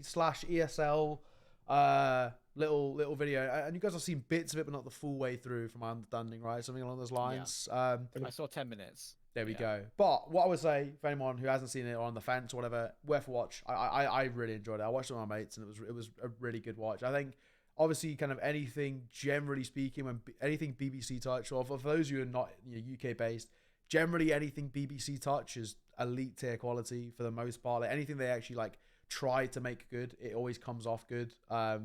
And this is like another prime example. It was really, really well done. It's not the way I would have expected it to be, funny enough, because it was basically the 3 teams you see on your screen right now. That was it. Like, it was heroic, primarily heroic, actually, for the like the whole thing. I think there's like a 10-minute segment of just k0nfig and his wife. Furia for a bit, but like only k0nfig, because I'm assuming he's the only one who speaks English. And actually didn't even speak that much English in it, but yeah, so k0nfig and then Simple, like that, and that was it. Like, it was Simple, k0nfig, and then Furia, but like mainly k0nfig. So it wasn't the way I expected it to be, just because I assumed it would be talking about the entire event as a whole. And it was kind of interesting to me to see like, for example, like Mal's make a semi-final, like they don't even get mentioned, the whole thing. Like, that's kind of insane to me. Like, the entire they did miss out on some. I obviously said I've only seen 10 minutes, but what I'm reading from other people and friends who've spoken to me about it, I'm seeing sort of reviews like it was okay, but they could have pushed it far and above, and really the only people who actually know CS will truly get it. And that's maybe something that a documentary needs to build on, and really get the outside influence of people who don't really understand in. I guess that's why maybe it was on YouTube only and not like on BBC iPlayer, for example, right? Like, no, agreed. I guess that makes sense. But I think it requires some kind of like baby steps, I think the initiative itself is really good. I'd highly recommend for everyone to like support it as much as possible, so we can push for better quality. And I think that you guys are absolutely right. I think the issue is that if they're running this with a kind of a smaller crew, well, we've got like 16 teams at a minimum if you want to follow from the legend stage onwards.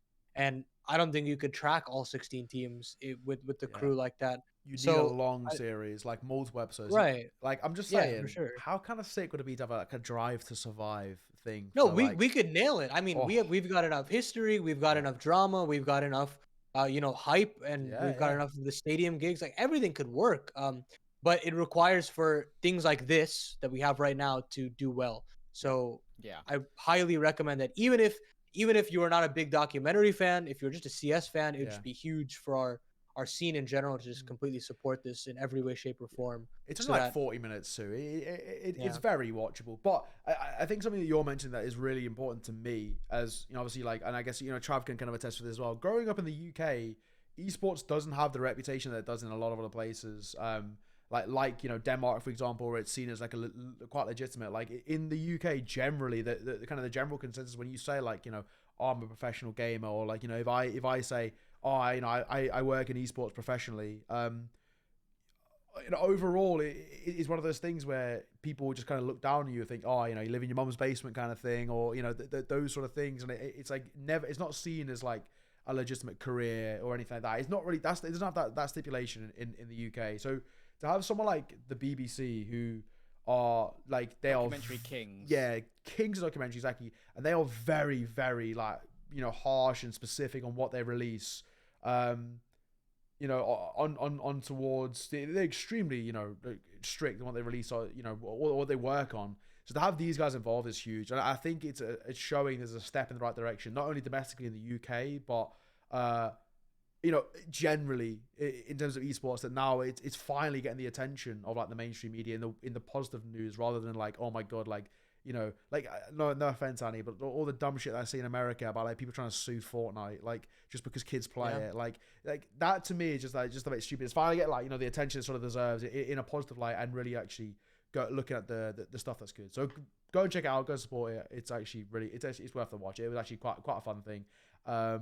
I just wish that maybe in a dream scenario, it's like a 12 episode long season of like a Drive to Survive-esque type show, where it's like it follows different teams and stories, because there's so much you can talk about. Yeah, they're doing that with tennis and with golf at the moment. The sort of Drive to Survive-esque Netflix shows, which is really good. I saw the tennis one. What was it called? Like Pitch or something like that. Breakpoint. Breakpoint. Yeah. Quite like that. I thought it was pretty good. I didn't like tennis. I thought it was pretty good. I love tennis, so I'll probably watch it soon.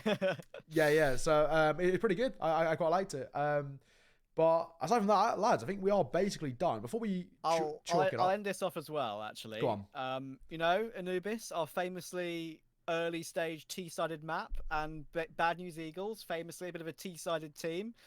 Occasionally, when they get their rushes sorted out correctly, they're good on CT side, but T-sided, of course, with how aggressive they are. They're currently losing 13-1 to Aurora.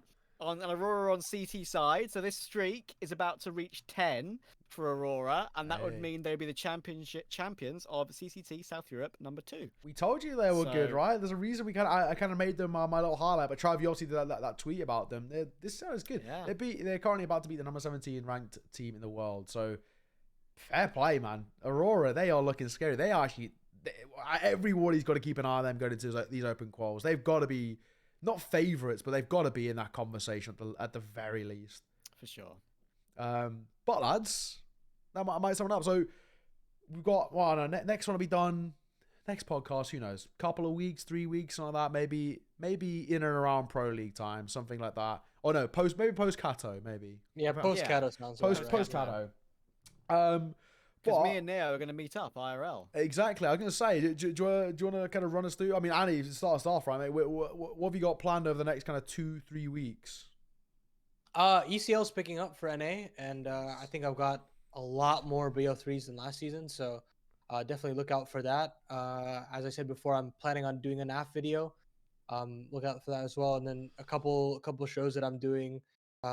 I'm currently in the planning stages of one with Nart, planning stage with Exner, and we have Max Rounds 30, an NA podcast that we do for 30 minutes. That's with M&M's or Jeff from Dust to US. So check that out as well.